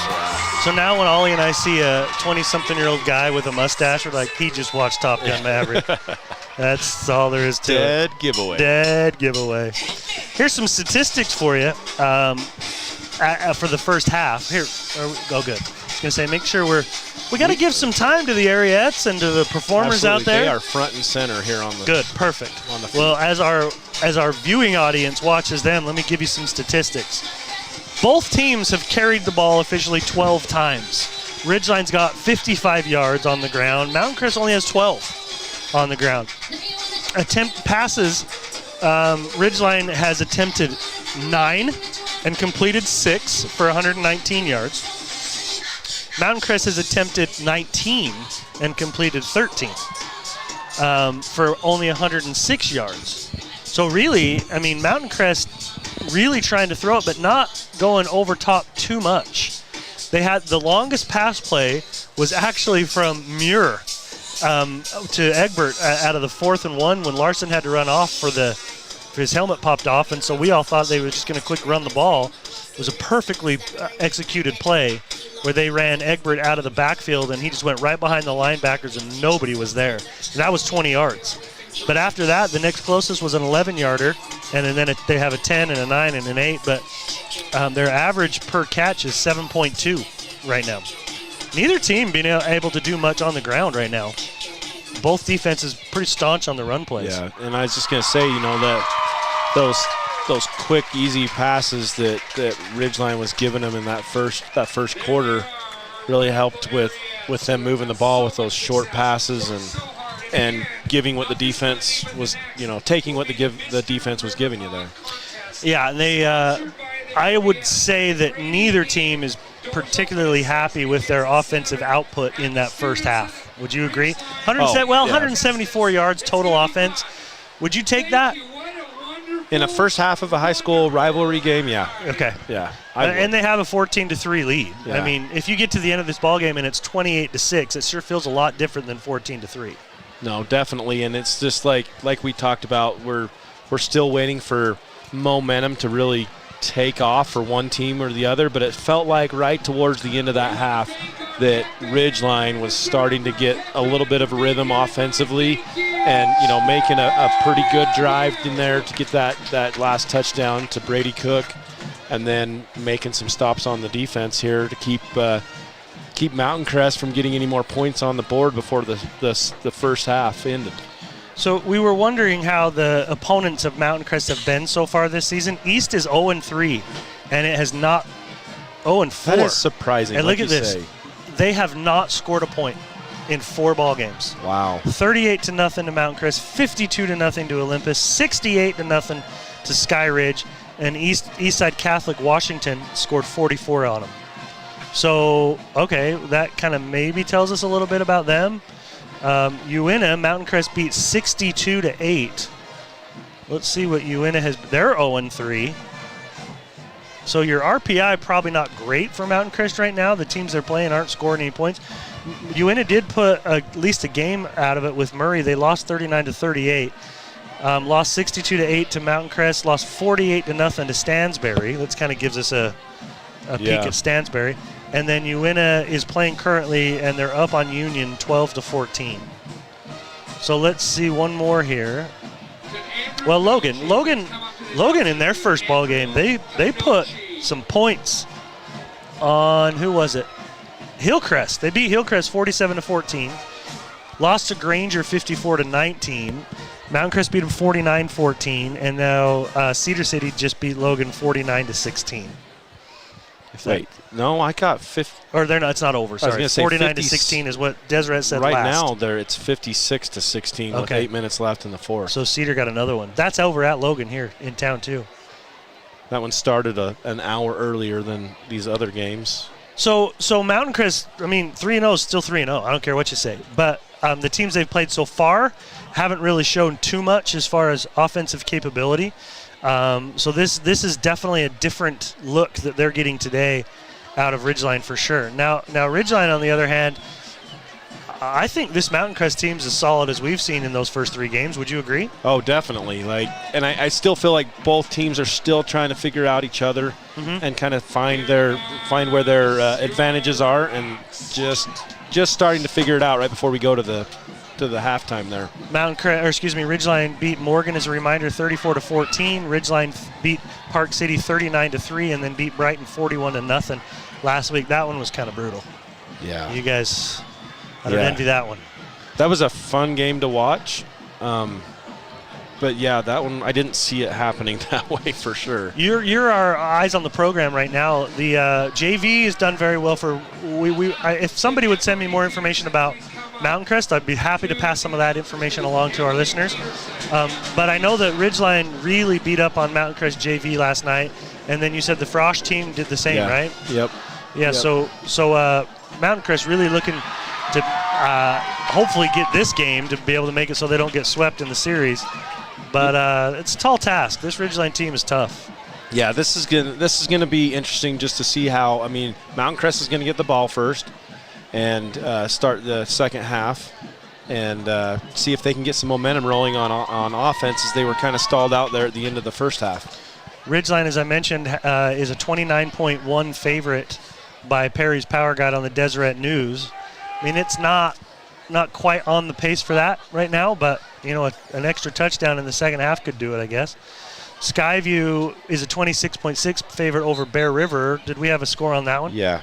The last update we've got is Skyview 27, Bear River 10, and that was right before halftime. 27-10. Okay, well they're on pace for that. What about Green Canyon? Green Canyon 6, Stansbury 0 at half. Stansbury. And that's really? at Green Stansbury, Canyon. right? Okay, good for Green Canyon. Yeah. That's awesome. Because Stansbury's 3-0, right? Stansbury. Are they 3-0? I'll check that, but I don't think so. They are a 7-point favorite over Green Canyon. But I can tell you the standings. Stansbury is currently, 3-0. You were right. Yep. So, and if Green Canyon can get them, that would be awesome for the Valley. Yeah, and I think they've been putting up a lot of points too. So Green Canyon has? Stansbury. Oh, Stansbury. Yeah, they put 26 on Skyline and beat them, 53 on Bonneville and beat them, and 48 on Uinta and beat them. Yeah. And now Green Canyon giving them all they want. I'd love if Green Canyon could win that one. Green Canyon's 1-2, Bear River 1-2, Skyview 1-2. Desert Peak's going to have a rough go this year. They're 0-4, and it's been rough. Isn't that to be expected too? It's hard to start a brand new school and get a program built.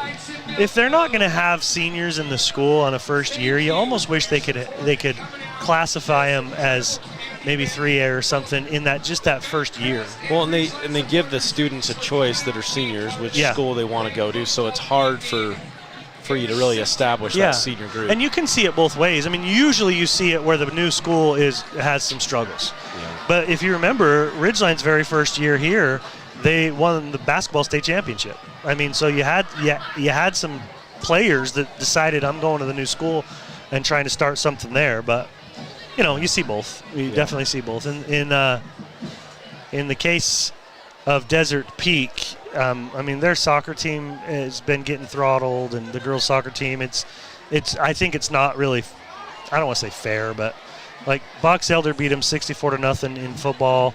North San Pete, which is a smaller school, beat them 49-9. Richfield's a smaller school, beat them 47-0, and Tooele beat them 28-6. Jeez. Yeah, so. Dave, I'll tell you one thing. I am so glad I had a drink tonight. Well, and it's so hot in here. I know. I've been telling you, one of these times I'm just going to take my shirt off. I thought we were doing that tonight. I was going prepared. Skins. I thought maybe we'd go skins, but I came prepared. We didn't go skins. I brushed. Hey, I want to give an extra special shout out to Stratford and Kylie out in Philadelphia. They're listening in on the World Wide Web on the YouTubes, just enjoying their time in Philly, and we love them and we miss you. Kickoff goes into the end zone, and Perry takes care of business there. Gotta love when you can get a guy that can kick it into the end zone, and you don't have to have any weird things happen. Such a relief that everybody wants to just get that touchback and just start on a predicted starting point at the 20-yard line. Mountain Crest definitely has that guy too, as Lishman can really put it in there. Both teams. I thought we were going to maybe see his range here towards the end of the half. Yeah. Didn't get an opportunity. I think he's got it. So Mountain Crest will take over on the 20-yard line here as we start the third quarter. How does time run off when no one touched the ball? Yeah, good point. It shouldn't. I think they maybe no. It looks like fixed. Yeah, I was going to say they fixed 2 seconds ran off the clock, but it looks like it's been fixed. Kylie, she just called me the gummy bear. The gummy bear. Whoops, she said cinnamon bear. Either way, I'm not a big fan. Come on. My wife and kids want me to lean into this cinnamon bear thing. Where's the respect? Just embrace it. And I'm not quite there. Although maybe one of these days I'm going to shock the world and just say, that's it. I'll embrace it. As my radio persona. I don't even know why I should, but quick little hitter there on the left side on the catch. I think that was to Brady. Clements is what old Dave Lowe just said. So he might be wrong. But he's got Alex over there doing the spotting for him. You're putting a lot of trust. I'm gonna say that Alex spotted it for Dave, and Dave announced it. 10-4. We're getting some requests to go shirtless, Dave. Well, who wouldn't request that? You know what I mean? Is that my wife? No. Probably not, actually. Probably remain not. Anonymous. Larson rolling right and was under duress, and now he's really under duress. Oh, somehow he gets out of there. They didn't wrap him up and bring him down, and he's got a man downfield on the catch. What a play by Larson. Oh, my goodness. He ran into 2 Ridgeline defenders, bounced right off, scrambles, and finds an open receiver there for a first down. That was one of those just good old-fashioned, please wrap him up and don't try to just knock him down. Yeah, that was backyard football at its best on that play. Yeah, it was. That's the good stuff right there. 10-yard pass play that time. Well, shoot, I didn't get who caught that ball.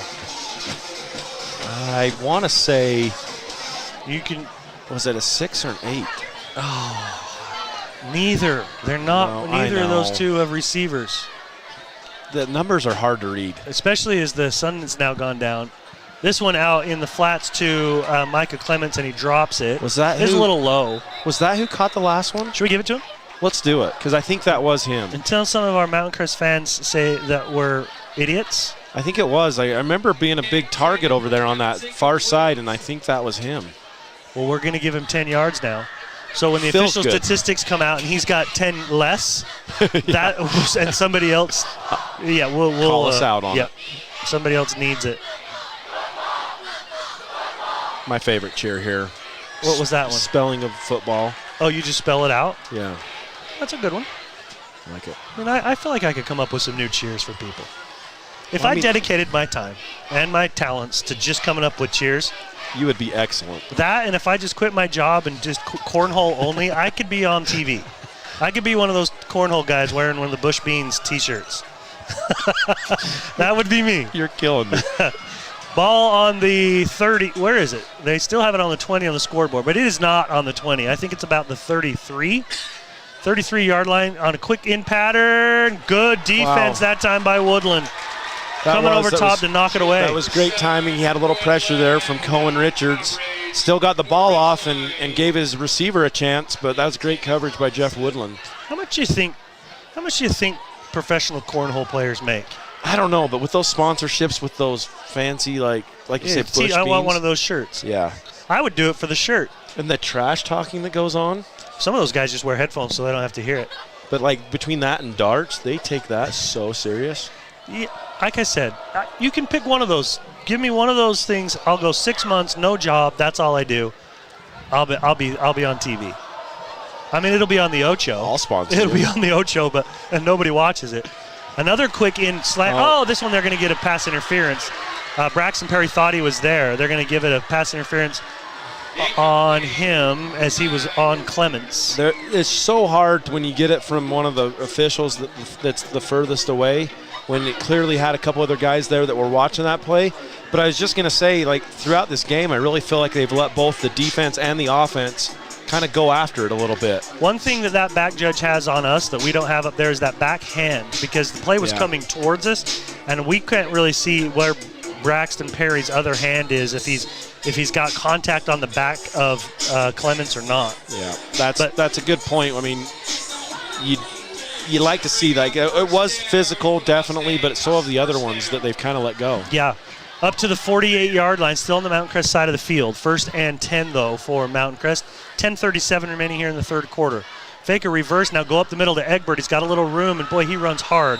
He's hit at about the 6-7 yards, and Richards knocks him down. Yeah, they kind of just collided shoulders there and knocked each other down for a 6-yard gain there by Egbert. Yeah, I'm not sure who felt that more, because both of them definitely putting that shoulder down and low. Breaking huddle are the Mustangs coming out over the ball. Trailing 14-3 here, but putting together a little drive as they start the second half. In motion from the left side to the right. Nothing giving there. They hand it up the middle. It's number 12 in motion was Muir, but they give it to Egbert for the 3-yard gain. Yeah, short 1 yard. It looks like Matt Allison, Cohen Richards there for the tackle to keep him short of the first down. Yep, another for Lacey says I could be a professional double shot player too, and I guarantee I could do that. Any requests from your side for shirts off? Let's see. I probably. Are there rules against that, Dave? I would think it's frowned upon. Yeah. Frowned upon. Yeah, I mean, I don't know that it's actually a rule, but I think it's probably frowned upon by the general public. In motion goes Muir from that right side to the left. They fake the handoff to him. Now Larson's coming out of there and just brought down. It's Cohen Richards who brings him down and then helps him back up. That time Cohen was making sure he was not going to squeak out of that one, because we've seen him be able to elude those plays before and scramble, but that time he grabbed the jersey and wasn't letting go. That ball started on the 44. Now it's back to the 50, so it's a 6-yard loss. And now you're 4th and 8. Oof, and the quarterback's still out on the field here. This is one where I'd have a hard time going for it. Yeah, this is why you and I aren't coaches, I guess. Yeah, well, they're going to go for it. We'll see if they try to get a little Larson. extra movement. He was going to pooch kick that. Yeah, and I think you had movement from two people there, or the right tackle looked like he may have left a little early while the slot receiver was in motion there, but now you're definitely going to bring out the punt unit. Yeah, the old-fashioned, not trying to trick this at all punt team. That'll bring Lishman back there. You got Brady Cook back to receive. He's standing about his 10-yard line. I'm getting smack talk to me about cornhole. From who? Cray? My buddy Cray? I don't even know him, but come on, yeah, Cray. Come on, Cray. I mean, he says he's beat me before, but my partner was Ollie. You know what I mean? Right. The punt, I mean, he's right here. No offense, No Ollie. offense, Alls, but if I'm playing cornhole by myself, I win. Yeah, Brady fair catches that at the 20-yard line. So 19. On the 19 is where Ridgeline will take over. Yeah, I was encumbered by my partner. Was it a rules decision? I mean, Craig, come on. And we were playing, the clown fight one where if you go over, you have to go back to 11, which I don't think is the real rule. No, but I think the Bush everybody Beans goes by guys that. aren't doing that rule. But that's what everybody goes by. I probably went back 5 times and then ended up losing. My dad thinks I should grow a mullet if I go pro. No problem. I mean, it'll be the bald spot that won't look as good, but the mullet will be there.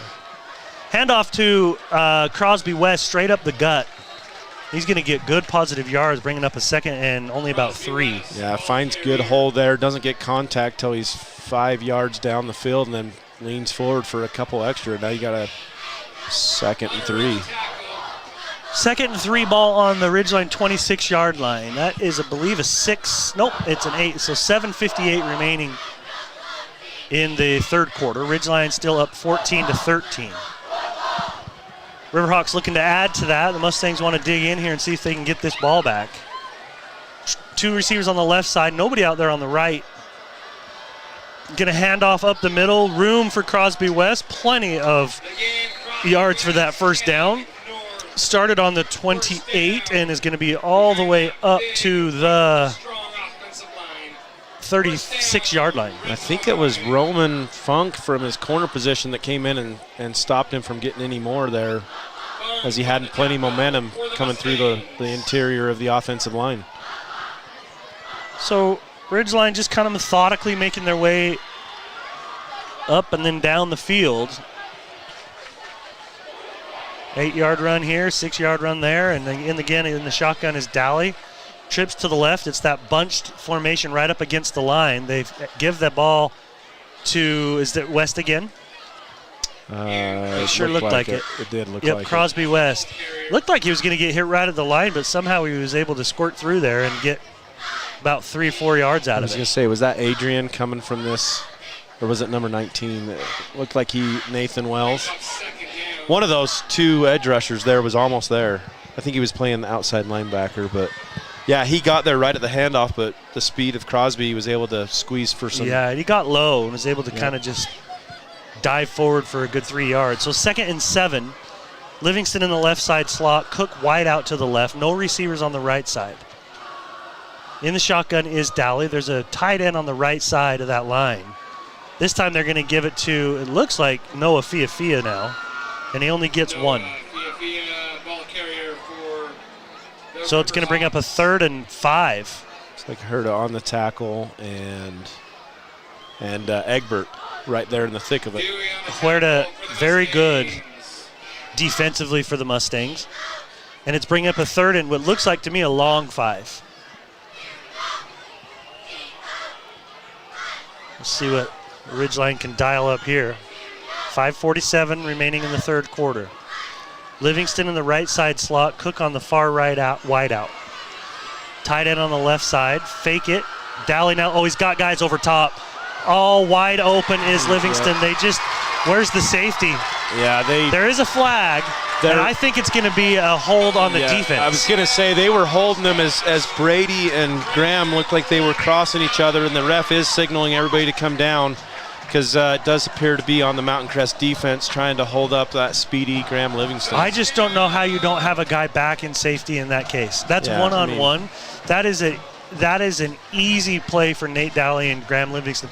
Graham Livingston's a state champion, state sprinter. I mean, the dude is lightning. You can't just try to play him one-on-one and no back help. Yeah, that speed, it's fun to watch in real life of how fast he breaks through right there. And Nate sits back and has a little bit of time to let him get into that open space and lay the ball right out there to Graham Livingston. They're going to go for 2 again. The score is 20-3. And they've got Crew Jones back there, and I also see Cohen Richards. We're going to probably just hand it and go to Crew, and it didn't work again. Just stopped him again. You know, they're about a yard short. In my mind, you play action that thing and bootleg Nate out to the right, and one of those guys that is in there as blocker just kind of go out as the tight end in the flats. You've got a couple options, and I just can't imagine that Nate wouldn't have enough speed to get to the corner or just dump it to whoever's out there. Because I think everybody knows it's going to go to Crew, or at least feels like it's going to go to Crew. Yeah, because he doesn't line up in the backfield very often, but I thought that's exactly what they were going to do on that play, because their last 2-point conversion, that's what they didn't do. They handed it off to Crew there, and I thought they were going to do the same thing, kind of setting them up for that rollout. Hey, you know what I need you to do? I need you to come up with some really good questions for Coach Cox when he comes up here. Oh, Dave, this is only my 4th game. I know. Putting a lot of pressure. I'm not going to lie to you. It's anybody that has listened to Dan Patrick and some of those guys. There is a skill to the interview. Oh, would you agree? I mean, absolutely. I find the interview portion of the games that you and I do are as difficult as calling the action. Yeah, well, when you gave me the signal in our first game, like, hey, buddy, you're up, I was like, oh, shoot, I got to come up with something. The only reason I did is because for years I called games with my mentor, and he was awesome, but I never really felt like I had a chance to ask questions, and I felt like I had a few. And I don't ever want you or Nick or whoever helps me call games to feel like I'm taking over, because you have questions to ask as well. Not at all. Although back in the day, it might have been where we only had 2 headsets and I had to hand mine to Coach, and Jay did the play or did the interviewing. That was probably the case, actually. But I'll work on it. Yeah, see if you can come up with some things that will be insightful, not cupcakes, but yet we're never gonna second guess Coach. You know what I mean? Right. And so there's a. And we're talking about high school athletes here. They're not getting paid out there, so we're not going to really ridicule the heck out of them. Right. Quick little pass by Larson out into the left side. That was caught, I think it's Kai Passy out there. Clements on the reception for the And Mustangs. Clements. Scary Perry and Cooper.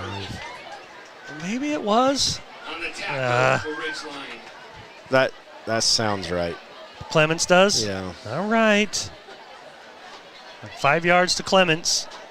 But if Kai Passy's parents are listening and they're like, that was my kid, then I had your kid. But we're going to give it to Clements because Lance thought so, and so did the PA announcer. Trips to 2 on the left this side and 2 on the right. Quick little pass out to the right side and caught was his knee this time by Cale Olson. He able to evade the first and get good yards out of this one. That was a great job. I mean, it looked like his knee was almost down when he caught that, but apparently it wasn't, and bring that ball in, and he got yards after the catch. Yeah, they're going to mark it at the 33, so it's a 12-yard. Nope.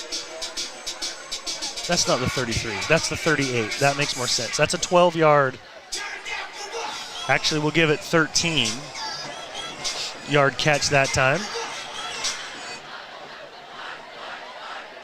to Cale Olson. Ball on the Mountain Crest 38 as they're working towards the south, towards the Mountain Crest. Pass out into the left side flats, out of the Kai Passy that time, and they chase him down. Multiple placers. Colton Clark out there. Colton Clark is so fast. Well, all those linebackers, it's deceiving how fast they can. Their angles are disciplined, and they are quick to those angles and can fly upfield and make those stops. That is a no gain on the reception, on the completion. 3:25 remaining here in the third quarter. Ridgeline up 20-3. Cale Olson splits wide out to the right. Far left side, I believe, is Clements. Larson dropping back. He is under duress, and they're going to almost trip him up. That was Cohen Richards, couldn't get him, and then he is knocked out of bounds at about the 44-yard line. Yeah, I thought he was going to step out of bounds. Yeah, I thought he was going to step out of bounds before that contact was coming, but he tried to get one more, and he got hit pretty hard. Hopefully he's okay. Looks like he's slow to get up. A little slow to get up there. Yeah, his teammates and everybody's trying to help him up there, but he's definitely still down. Yeah, I mean, it was a great scramble there, and he's a hard one to bring down. Speaking of speed, he's got great speed and elusive, on those scrambles, and took a pretty good hit. Yeah, no flag. It's not like he was out of bounds. You could tell he kind of made a move to try to go out of bounds, and then kind of kept one or two more steps in bounds, and then the defender, I didn't see who hit him, but clearly a clean hit, but definitely you want your quarterback to take that one out of bounds. He had a great gain, and you got third and a long 4 coming up for your Mountain Crest. We really hope Braden Larson's okay. We're going to take a break as they attend to him, and we'll come back in just a moment. Northern Utah gold medalist. Thank you for your support and vote of confidence in their company. Advanced Heating and AC, online at advancedheating-ac.com.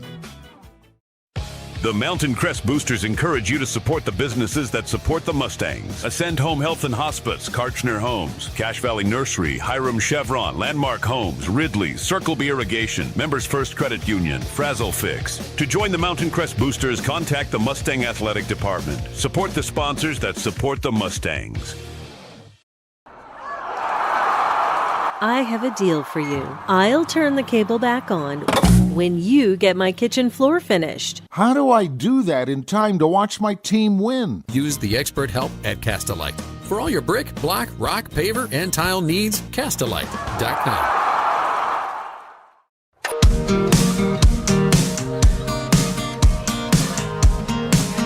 Hats off to the trainers from Mountain Crest. They got a guy for that. Wow. This is why you are a 24-year veteran. Good heck. Larson shots over to the sideline. He looks like he's going to be okay. We'd love to see that. He'll probably go out for a play or two. That was good to see him run off there. Absolutely. It is Brady Muir in, and he had to come in one play last time and threw it and did a very good job. He's going to roll out and throw it again. He's going to be knocked out of bounds before he could even throw it. He was scrambling right. He ran out of real estate. They're keeping him in bounds, winding the clock there. So, okay, interesting. I thought he ran out of bounds. They're going to mark that on the 34-yard line. That's a 10-yard loss for Muir.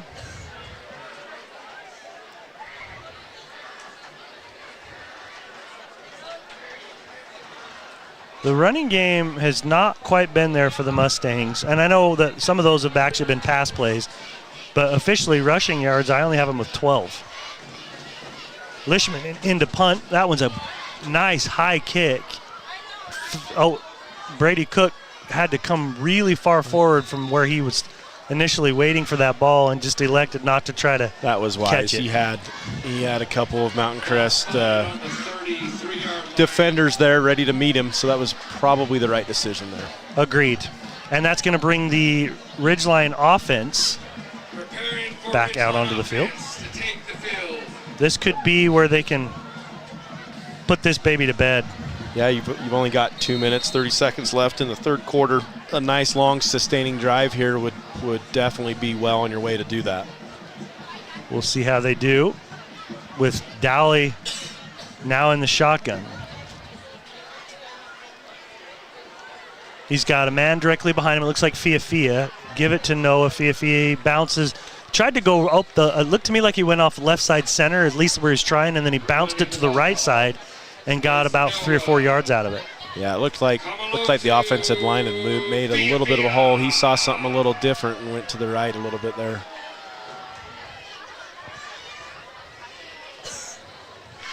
So that's what you want on a first down play, starting your drive, get a good 5-6 yards there. Yeah. Bring up a second manageable. 2nd and 5. Ball on the Ridgeline 38-yard line. In the shotgun is Dowley, fakes the handoff this time and then rolls right. He's got his man. That's Hunter Knighton. Plenty for the first down into Mountain Crest territory as he crosses the 50 on the far sideline. Another stop, push out of bounds there by Egbert for Mountain Crest, but not before a big gain by Hunter. On the 47-yard line, now into Ridgeline territory. That's a 15-yard reception for Hunter Knighton. He's had a 29, a 41, and a 15. It's a nice ball game for him. Snack stand still open. Soft serve. Quiet, feels quiet, but man, those are big plays that Hunter's come in and made. Absolutely.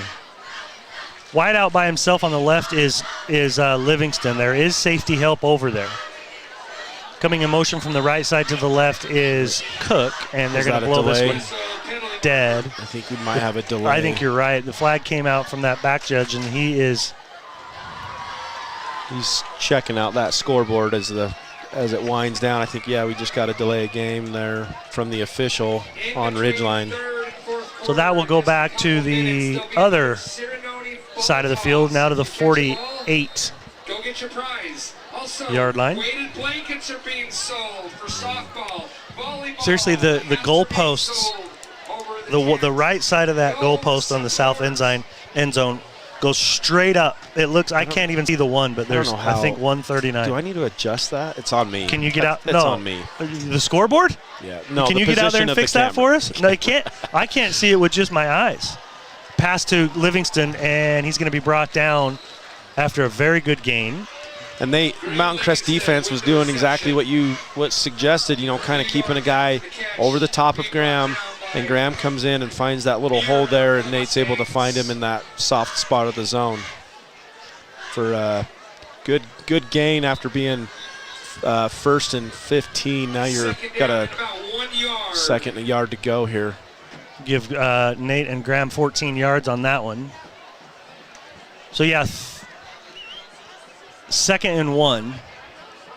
You do have a minute 25. I know that. It's a 1 up there? Yeah. I can't see it. Dowley in the shotgun. Fia right behind him. Low snap, gives to Noah. He gets through. Oh, my gosh, he might be gone. It was one player. Great. Good tackle in the open field by Tate and Page. Yeah, did I get the number right on that? Yep, you did. It was a great save coming from his safety position to save that touchdown, as it looked like Noah had a clear path to the end zone there. Great defensive effort there by Tatum. 17 yards there for Noah, Fia, and bringing up a 1st and 10 from the Mountain Crest 21-yard line.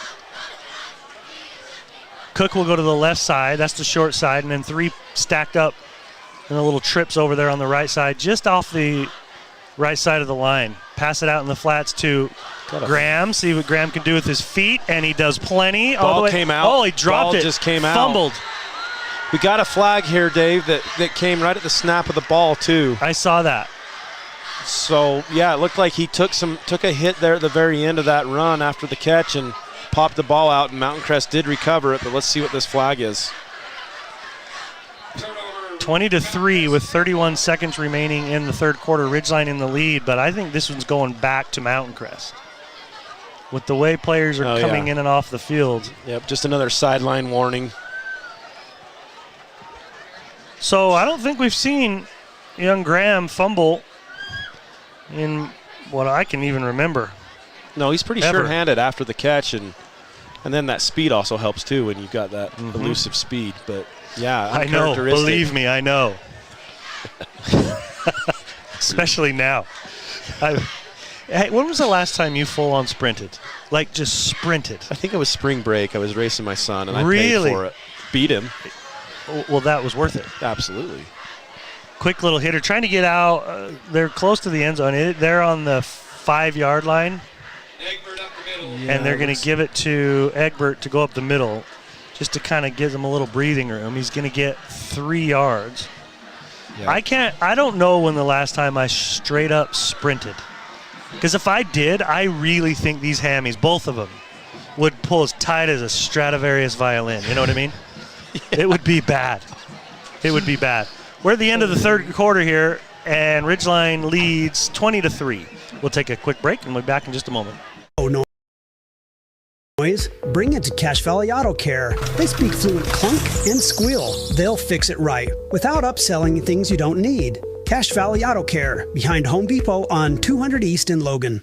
I'm Lana Powell, and my team and I are here to make insurance simple. Because we live right here in your community. And if the unexpected happens, you'll have neighbors you can count on. Come see us at Lana Powell State Farm, here to help life go right. From day one, right down the street, to present day, all over America, Napa and our nationwide network of parts and exceptional service were built for one mission: to keep your business moving full speed ahead. Great Basin Graphics does custom t-shirts and creates graphic designs that'll get your business noticed. Amazing colors and designs that seem to jump off the t-shirt. Go to greatbasingraphics.com. Great Basin Graphics, we made you. I don't know what you're saying. Here we go. We got some tennis balls that are going to be thrown up in the stands.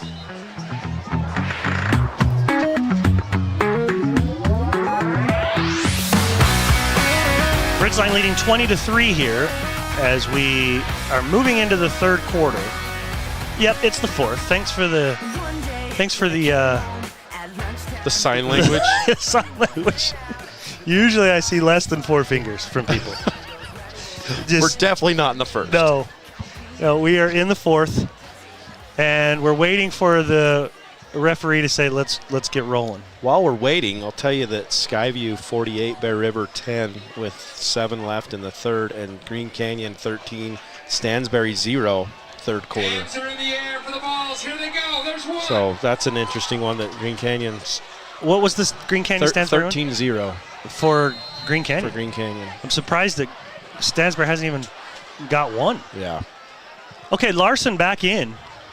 Good to see him in there. He's running it to the right, and it'll be brought down on a gain. It was second and about 6. And he got, looks like 3 more. Nope. Only about 2 more. That's just a hard angle from our vantage point. Yeah, it is. Some of those are tough to catch. It's 3rd down and 2. That's a long 2, but it's 2. Ball is on the 13-yard line, I believe. Couldn't be further for us. No. Larson gives it. Looks like Egbert. Strong run. Muscles his way in there for a first down. Wonder if there's any relation. On the tackle. The Egbert kid that was a running back out at Skyview a couple years ago was straight up legit. I mean, he was so good. And you wonder if this is a relative. Yeah, I don't know. If any of our Mountain Crest friends know that, just a quick text could help me out. You know what I mean? First down for Egbert and the Mustangs. And they're going to throw it this time. Egbert, I believe, out of the backfield. Yep, he caught that one. Dust Egbert. Colton. Kind of doing it all right now for Mountain Crest, trying to move that ball downfield and get some momentum going for Mountain Crest. It's really hard to see where they're marking this thing. Is that 22? Yes. Okay, so 6 yards on that throw from Larson to Egbert. And Mountain Crest with a 2nd and 4. Again, Larson in the shotgun. This time he's going to run it, straight run play left. And boy, he tries to go back the other. He's still on his feet. What an extra 4th effort for Larson. I was going to say, kid's a gamer, man. Before, I can't tell who pushed him out of bounds there. But yeah, like I was saying earlier, he's very elusive, and it looked like, Ridgeline had set the edge here coming to the wide side of the field, and he quickly turned it and goes back to the short side and gets a first down for Mountain Crest, and it looks like a timeout. Did you see who called that? Ridgeline did, and that's a 10-yard run for Larson. I mean, he was down 2 times, 3 times, and then next thing you know, he gets out to the right side and down the line and gets 10 yards out of it. He definitely doesn't quit on the play. Just that scramble and knows he needs. That's being a leader out on the football field, knowing you've got to do whatever you can to try to get that first down. And the pivotal possession here with 10:30 in the fourth quarter, trying to lead his team down the field to get some points on the board. Yeah, it feels like a must-score drive right now for Mountain Crest.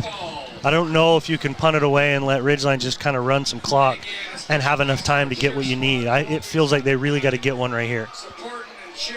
Larson comes back in, and he is up under center. He's got the wishbone behind him, circa 1994. They're going to give it to the what's the back guy in a wishbone? The bone? The bone, yeah. Crew Jones meets him there. Almost like the exchange there. He kind of slowed down the tailback there, and they kind of bumped into each other, lost a little momentum. But either way, Ridgeline was there to make the stop for a loss. I think it's a 1-yard loss. The unfortunate thing is I don't know who that back guy was. I couldn't tell because he immediately went to the right of us. Couldn't see it, and there was a gang of people there. Yeah. On the 32-yard line now, it is 2nd and 11 for Mountain Crest. On their own 32, I should say. We have under 10 minutes to play, and Cohen Richards jumped off, but he's pointing false at start. It's a false start. Yeah, it's a false start. Big number 55 on the line there. Tupuola jumped just a little bit, and that got Cohen Richards moving. And so they're going to back him up even further. Mountain Crest really hasn't had a ton of penalties. They've been playing a pretty disciplined game. Back to the 27-yard line now. And Larson's going to look to throw. Oh, almost a miraculous catch on a one-hander, but unable to haul that one in. Yeah, Crew Jones putting a little pressure on him there, getting the ball out a little earlier than he would have liked, and don't think the receiver was quite ready as he was in double coverage there. Not quite ready to turn and get the ball yet. So, yeah, you got a 3rd down and long here with, like you said, pivotal possession with 9:40 left in the fourth quarter. See what they come out here with to try to keep their offense on the field.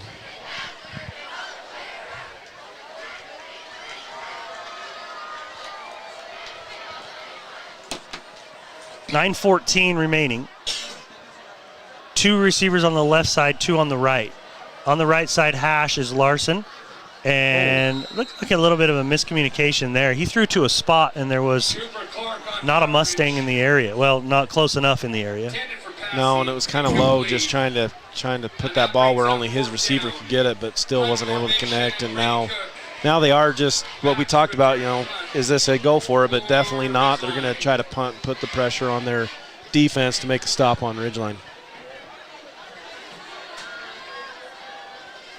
Is that boomstick back to? Yeah, it's boomstick.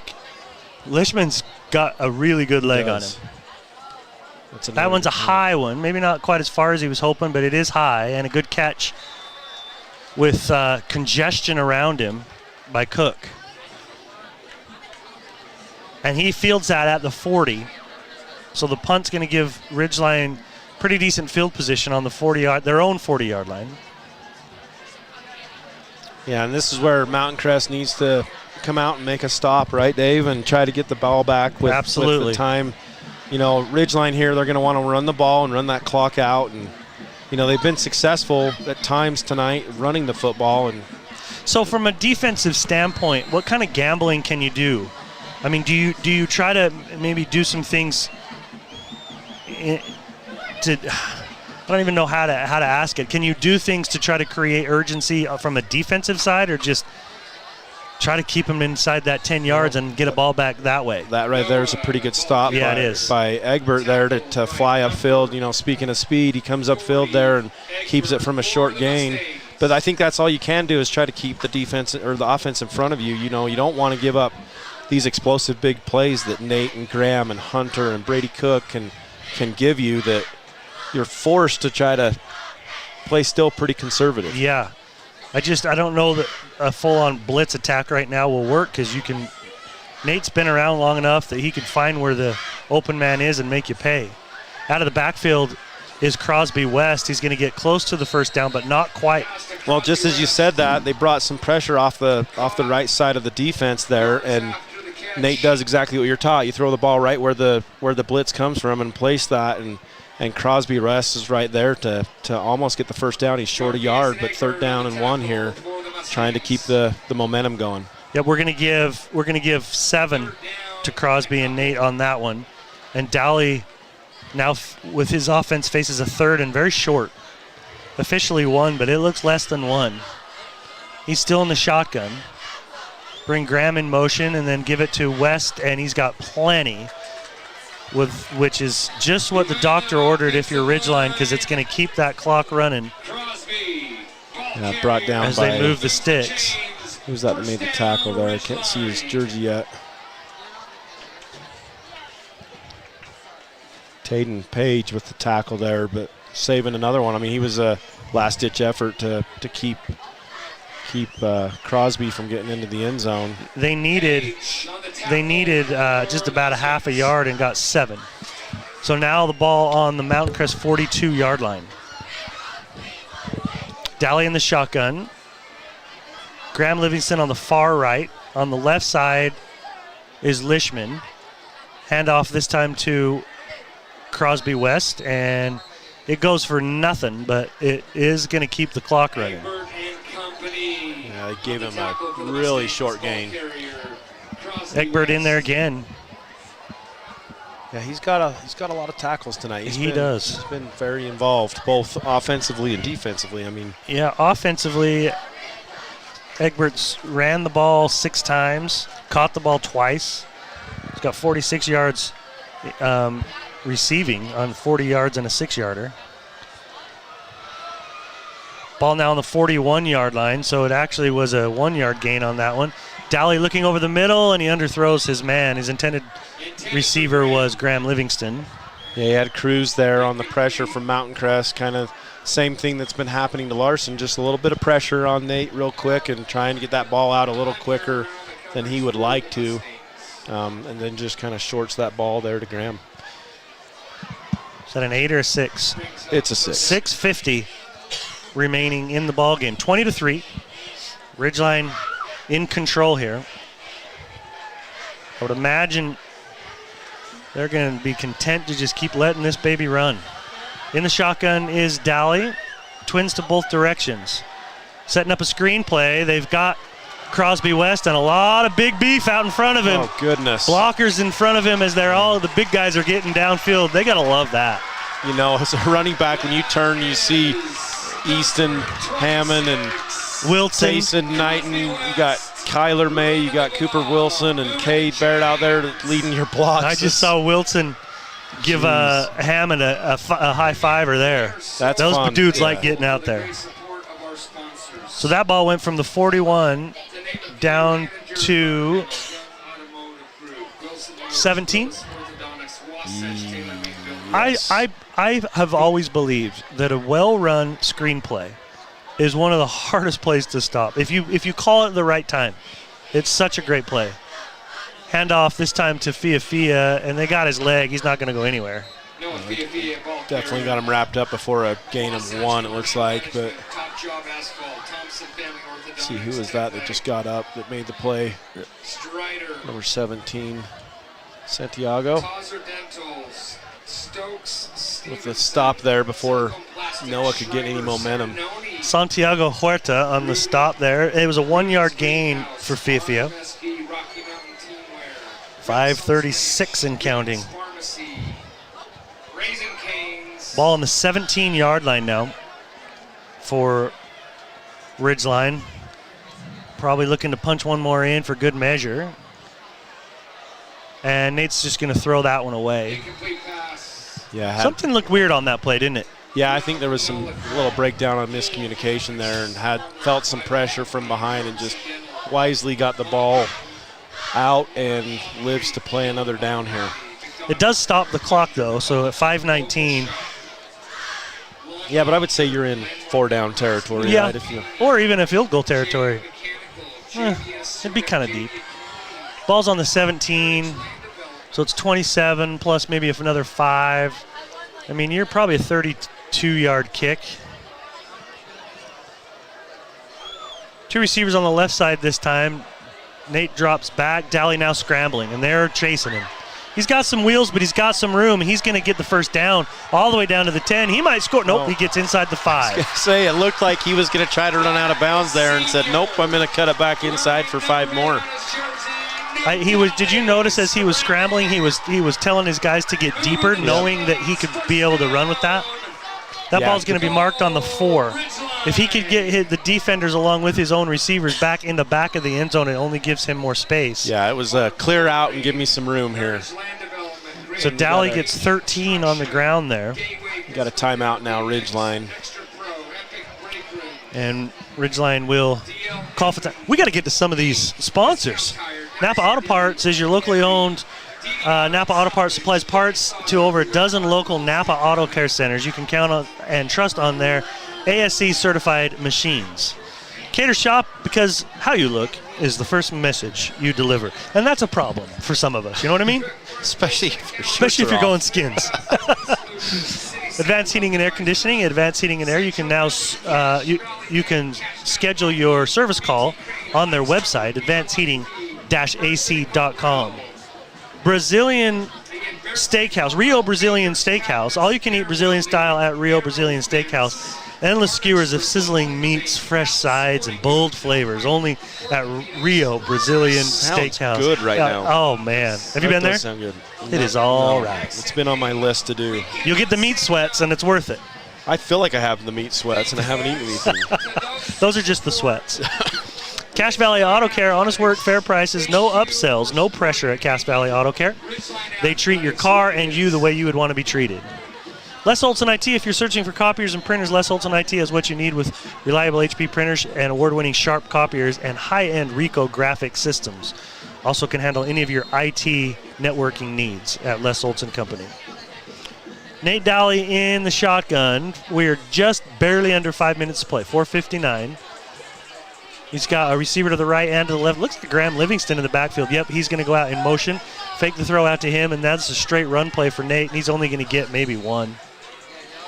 Seeing big number 99 with the tackle out there, Neil Dewey, saving a touchdown out there on the edge for Mountain Crest. Planet Fitness, big fitness energy for all the benefits, all for less. Just coming right after we read the Rio Brazilian Steakhouse one, and we're talking about the meat sweats. We have to go get exercise instead.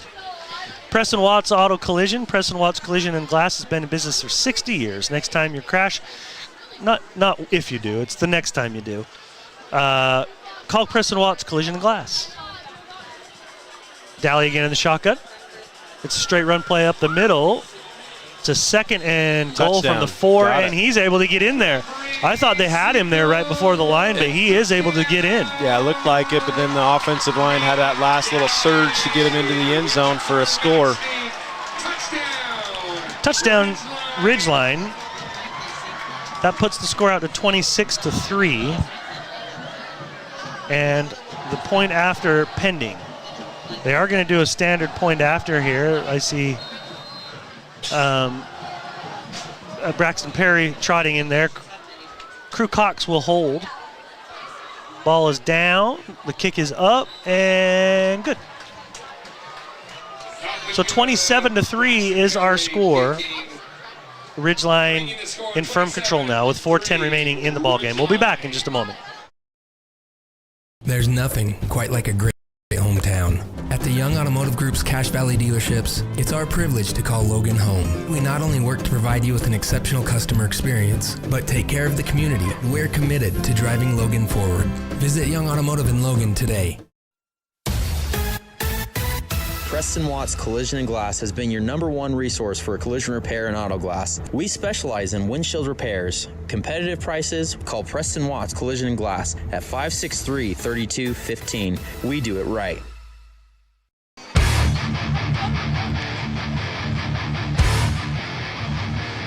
This one brings energy. It really does. It makes you want to headbang with all the hair we have. It's a headbanger. It's hard to keep the hair out of our eyes when we headbang, though. This one fielded at the 5 on the kick. Going right is Brock Hunter. He gets the sideline. He gets his shoulder down low. And he's knocked out of bounds at about the 39, but really nice return. Did I catch the number right? Thought it was Brock Hunter. He was fast. It was. He kind of come up a little bit, limping a little bit on that one, but that was a great return. They're going to mark that at the 30, nose of the ball on the 37. Really good return for Brock Hunter. And Larson will split 2 receivers out to the left and to the right. One back in with him. Looks like Egbert. They're going to pass it out into the right side flats to Bradford. And he is knocked out of bounds after a short gain, maybe about 2 yards. Actually, I don't think he quite made it out. The clock is running. Yeah, it's still going. So Bradford's got a few receptions this evening. I got him with 3 unofficially, because you remember my stats are very, very unofficial. But we try. Twins to each direction. Short side of the field is the left side. Those 2 receivers are stacked one on top of the other, and they are very close to the sideline on the left side. Handoff to Egbert, and he is chopped down by Hunter Knighton, I think was the first to hit him. That's a gain, though, of about 2. Yeah. Bringing up a 3rd and 6. 3 minutes. 3 minutes to play. 27-3, Ridgeline in the lead.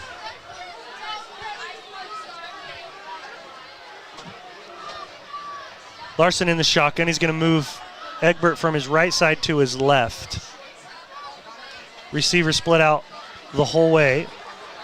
They got a guy going down the right sideline and a really nice coverage out there by Jeff Woodland. He was stride for stride out there with Clements as the intended receiver. Yeah, on Crest is the point, you got 2:33, you've got to score quick here, and they're starting to take those long shots, and great coverage by Jeff Woodland. And now you bring up 4th down, which surprisingly, they're going to punt it. They're punting it. They are on their own 41. Think Young, Drive Young, multiple dealerships in Cache Valley and throughout northern Utah. Young Automotive.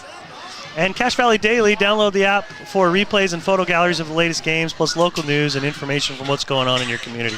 Tell the Patriot to clam up in there. I'm going to have to lock this door on the Patriot. Yeah, you are. He's all wound. I mean, he must have listened to our intro, Dave. Yeah, he got all wound up. That headbanger got him. No. Which one is it? Yeah, that is. He must be in there listening to this. Got the Patriot going. 27-3 is the score, and Mountain Crest is looking to punt this on 4th. They got 4th and 12, ball on their own 35-yard line. And they kick it away. That's a knuckleball. Lands and goes straight left out of bounds at the 29-yard line. Yeah, no need to come and return that. Just Graham wisely lets that bounce out of bounds. Is it Graham? Yeah. Yeah, usually. Yeah, Cook's usually back there on those. Let's see. You want to score here? Skyview 62, sure do. Bear River 17, 2:30. What is it? 62? Skyview 62 and Bear River 17 with 2:30 left in the 4th. Nikes. Nothing from Green Canyon lately, but Logan did go final 16 and Cedar 56. I think Cedar's better than people think they are. Or at least maybe us up here haven't seen Cedar play really well for years, and so maybe we easily look past them. Good run. That one's Hudson Perry. Hudson Perry, yeah. With 5-yard gain. Yep. 5-yard gain, should be up to the 34. It's actually the back end of the ball is touching the 34, so not quite to the 35. 2:25 remaining left in the ball game. 27-3, Ridgeline in the lead. Hudson Perry will stay behind Dowley. 2 receivers on the left side, just 1 on the right. And it looks like they're giving more time on the clock for the play clock. It was down to less than 10, and he pumped it back up. So Nate's content with just letting the clock roll here. It's nice to have that play clock where you're nice and big so you can watch it. Dowley Will have it snapped with 4 seconds on the play clock. Give it to Hudson Perry. Bounces out to the right side. Oh, he's gone, folks. Just gone. That's the wheels we heard about from Braxton Perry, and he showed him. The run was just as Hudson Perry. I'm sorry, Hudson Perry. The run looked to be like just right over the right side of the tackle, right side tackle, and he bounced right and was gone. Yeah, just once he got the edge, it's like, holy cow, he's gone. You know, he's a track athlete there, and it showed. He sure did. 66 yards for Hudson Perry, and that was great. And Braxton Perry in to kick the point after. That's what you meant to say. That's what I meant to say. I meant to say Braxton Perry's going to come and kick now that Hudson Perry's ran for a 66-yard touchdown. Cousins? Are those two cousins? I don't believe so. No? No. Well, whatever they are, the Perry dudes just handled the touchdown and the point after. I played with Hudson's dad, okay, Jordan, and Jordan was the same way. Jordan was super fast, and looks like Hudson takes after the family genes there. Takes after his old man. Yep. Well, what if his wife is way faster? Maybe he took after her. You know she is. I guarantee Ashley, it. yeah. Susie claims our boys get their hands from her, and I'm like, really? Come on. I read something somewhere that the boys get their athletic ability from their mothers. It was on Instagram, so it has to be true. I don't know. That Susie's listening in, and she's like, that's right. You know what I mean? Is she snapping her fingers? I don't know. I guarantee it. Susie, bless your heart. Bless her. That's a squib kick. That's an old-fashioned squib kick, and it was difficult to pick up. Yeah, it did as intended. But he's got it, and he is on the run. He might go, folks. That is Micah Clements, and they finally bring him down from behind, and he's all the way down Who was that to the 20-yard line. I don't know, but we need to know. I think that was Colton Clark, because he came from way back to make that touchdown-saving tackle. It was Colton Clark with a great save there, but wow, that was a return that on the squib, it looked like that thing was going to stall and get covered. Clements on a great return. And it's going to give Mountain Crest a chance here to punch one in. Trailing now 34-3.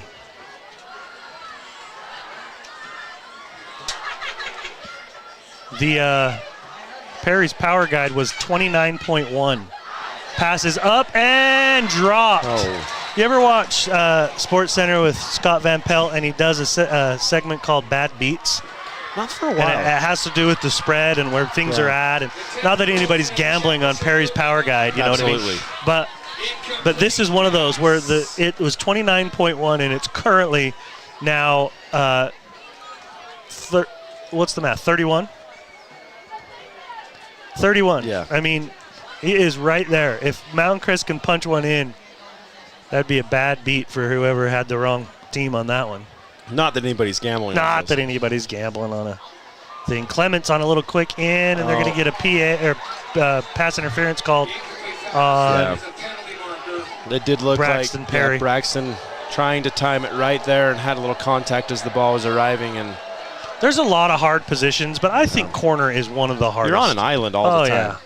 I mean, the thing is if nobody ever says your name, it's usually because you're doing a dang good job.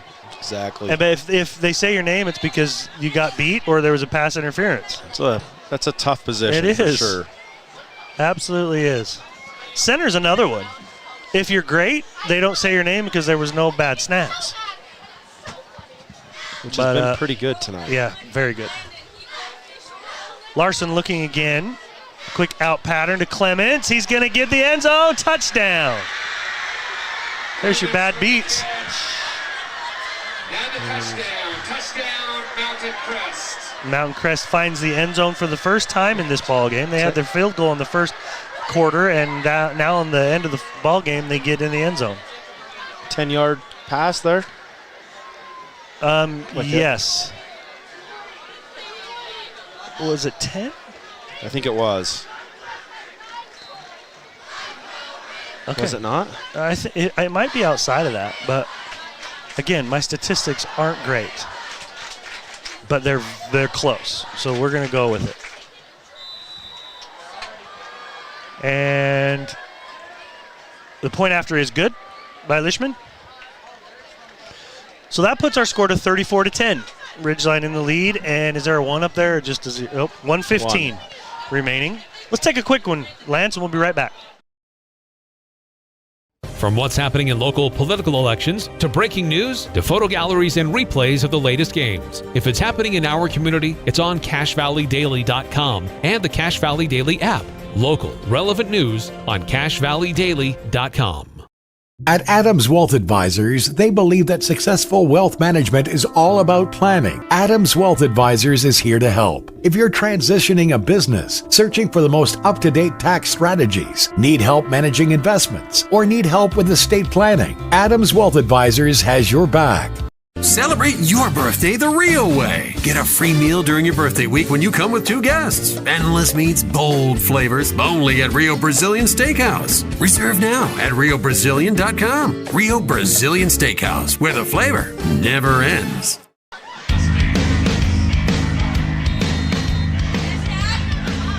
Ridgeline getting set to receive the kickoff after Clements find the end zone. As Lance and I were racking our brains, I think it was a 21-yard touchdown. That ball is a bullet, and it makes the end zone. If I could have figured out this replay thing, which I commit to doing here, we would have known.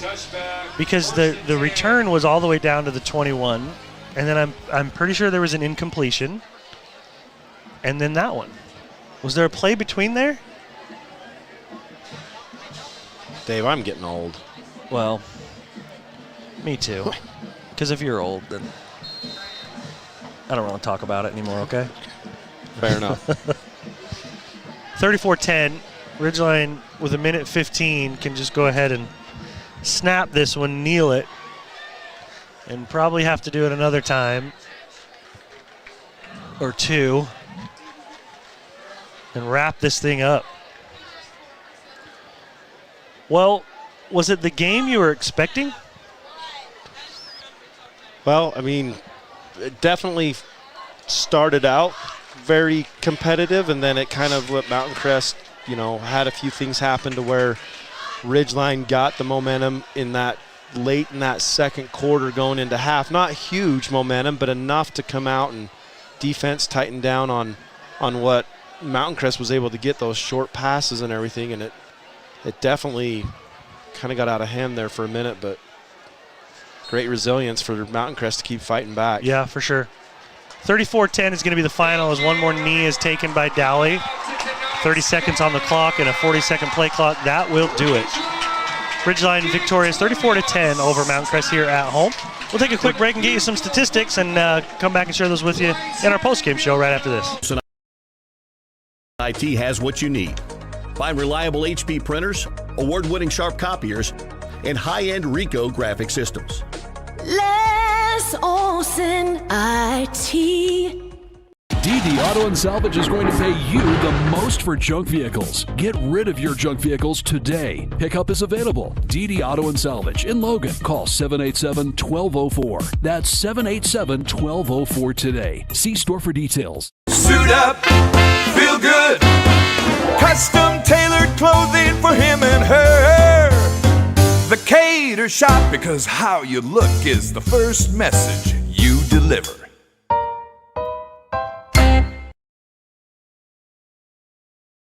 At Planet Fitness, you'll get energy without the judgment. Hi, can you help me with this? This is better. Join the judgment-free zone today for $15 a month. Planet Fitness, big fitness energy for all. Make it 3 years in a row. Advanced Heating and AC is honored to be Best of Northern Utah Gold Medalist. Thank you for your support and vote of confidence in their company. Advanced Heating and AC online at advancedheating-ac.com. The Mountain Crest Boosters encourage you to support the businesses that support the Mustangs. Ascend Home Health and Hospice, Karchner Homes, Cache Valley Nursery, Hiram Chevron, Landmark Homes, Ridley, Circle B Irrigation, Members First Credit Union, Frazzle Fix. To join the Mountain Crest Boosters, contact the Mustang Athletic Department. Support the sponsors that support the Mustangs. I have a deal for you. I'll turn the cable back on when you get my kitchen floor finished. How do I do that in time to watch my team win? Use the expert help at Castalite. For all your brick, block, rock, paver, and tile needs, Castalite.com. When your car starts making that uh-oh noise, bring it to Cache Valley Auto Care. They speak fluent clunk and squeal. They'll fix it right without upselling things you don't need. Cache Valley Auto Care, behind Home Depot on 200 East in Logan. I'm Lana Powell, and my team and I are here to make insurance simple. Because we live right here in your community. And if the unexpected happens, you'll have neighbors you can count on. Come see us at Lana Powell State Farm, here to help life go right. From day one, right down the street, to present day, all over America, Napa and our nationwide network of parts and exceptional service were built for one mission: to keep your business moving full speed ahead. Great Basin Graphics does custom t-shirts and creates graphic designs that'll get your business noticed. Amazing colors and designs that seem to jump off the t-shirt. Go to greatbasingraphics.com. Great Basin Graphics. We made you look. There's nothing quite like a great hometown. At the Young Automotive Group's Cache Valley dealerships, it's our privilege to call Logan home. We not only work to provide you with an exceptional customer experience, but take care of the community. We're committed to driving Logan forward. Visit Young Automotive in Logan today. Preston Watts Collision and Glass has been your #1 resource for collision repair and auto glass. We specialize in windshield repairs. Competitive prices, call Preston Watts Collision and Glass at 563-3215. We do it right. From what's happening in local political elections, to breaking news, to photo galleries and replays of the latest games. If it's happening in our community, it's on CacheValleyDaily.com and the Cache Valley Daily app. Local, relevant news on CacheValleyDaily.com. At Adams Wealth Advisors, they believe that successful wealth management is all about planning. Adams Wealth Advisors is here to help. If you're transitioning a business, searching for the most up-to-date tax strategies, need help managing investments, or need help with estate planning, Adams Wealth Advisors has your back. Celebrate your birthday the real way. Get a free meal during your birthday week when you come with 2 guests. Endless meats, bold flavors, only at Rio Brazilian Steakhouse. Reserve now at riobrazilian.com. Rio Brazilian Steakhouse, where the flavor never ends. Searching for copiers and printers? Les Olson IT has what you need. Find reliable HP printers, award-winning Sharp copiers, and high-end Ricoh graphic systems. Les Olson IT. DD Auto and Salvage pay you the most for junk vehicles. Get rid of your junk vehicles today. Pickup is available. DD Auto and Salvage in Logan. Call 787-1204. That's 787-1204 today. See store for details. Suit up, feel good. Custom tailored clothing for him and her. The Cater Shop, because how you look is the first message you deliver.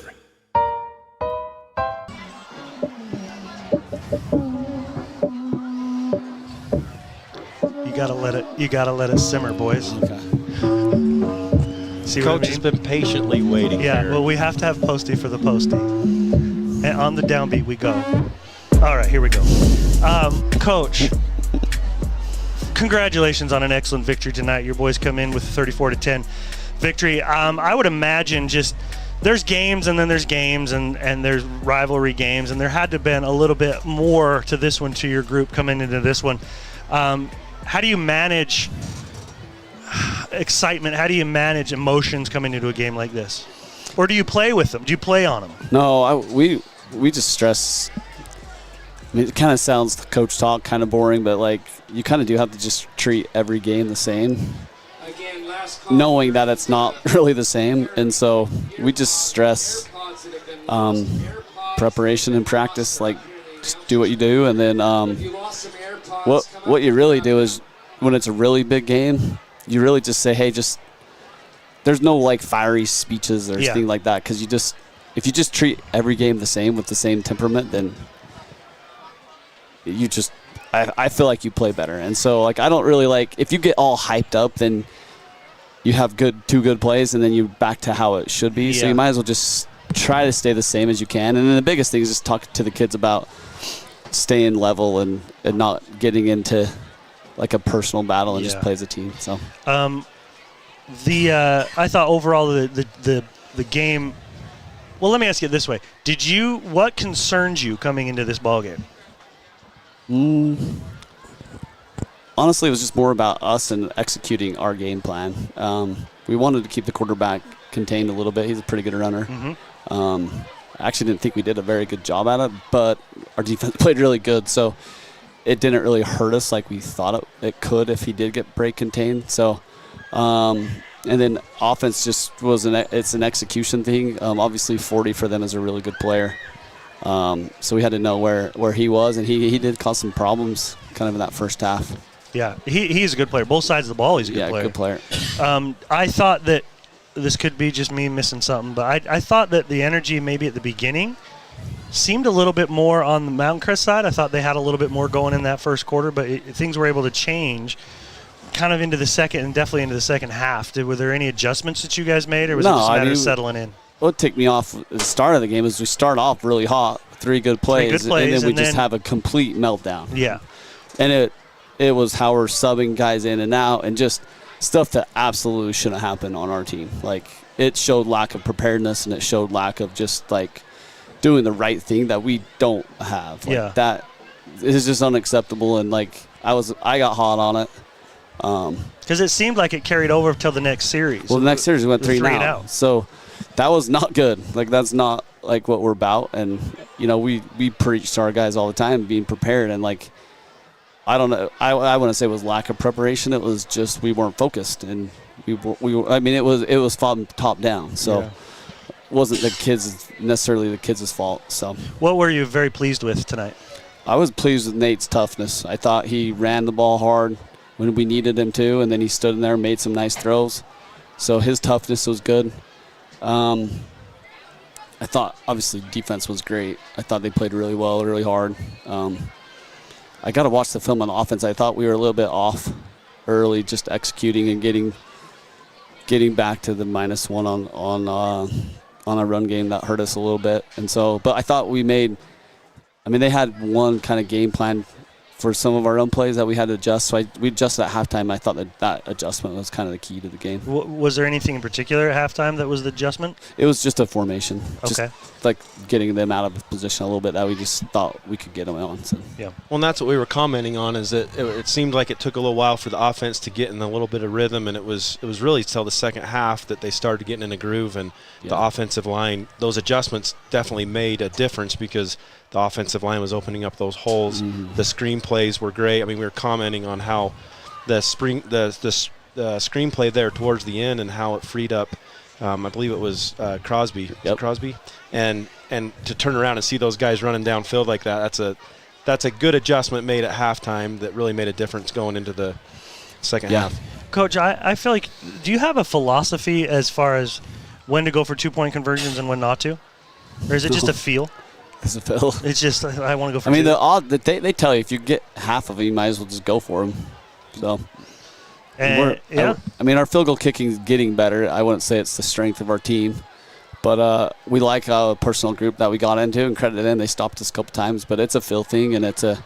But you're right, though. If you can get half of them, it's the same as getting all. Yeah. So, and then if you can get all of them, then all of a sudden you've got an extra 6-7 points. So. Good point. So we practice it a lot. We practice goal line offense a lot. So it's like part of just kind of who we are, and so. So we feel like it. Yeah, it's 75% of the time you feel like you might go for 2? Yeah. And I think it's a mentality that we try to preach with our guys, and it's something that we know we're going to do, and they know we're going to do it, and it's a mentality thing. Yeah, it's cool. Well, and it says something too to your confidence in your defense too, right? That even if something does happen, your defense is going to step up and help you out. Yep. This defense has been one of the better defenses we've seen at Ridgeline. In fact, if not the best defense we've seen. I mean, think about what you've allowed in 4 games now. The first game, 2 touchdowns to a very good Morgan team, and then since then, 3-0 and 3. Is that what it is? Well, they scored late. Oh, tonight, yeah, they did score tonight. But still, I mean, that's as good of a defense as we've seen here. Am I right? Oh, yeah. It is. Would you agree? There's a reason why we try to take the ball early. There's a reason why we are aggressive on 4th down, and you don't do it without a good defense. So yeah, we love our defense for sure. Yeah, looking really good. So far, so good, 4-0. Anything you feel like this team's got to work on over the next week or so?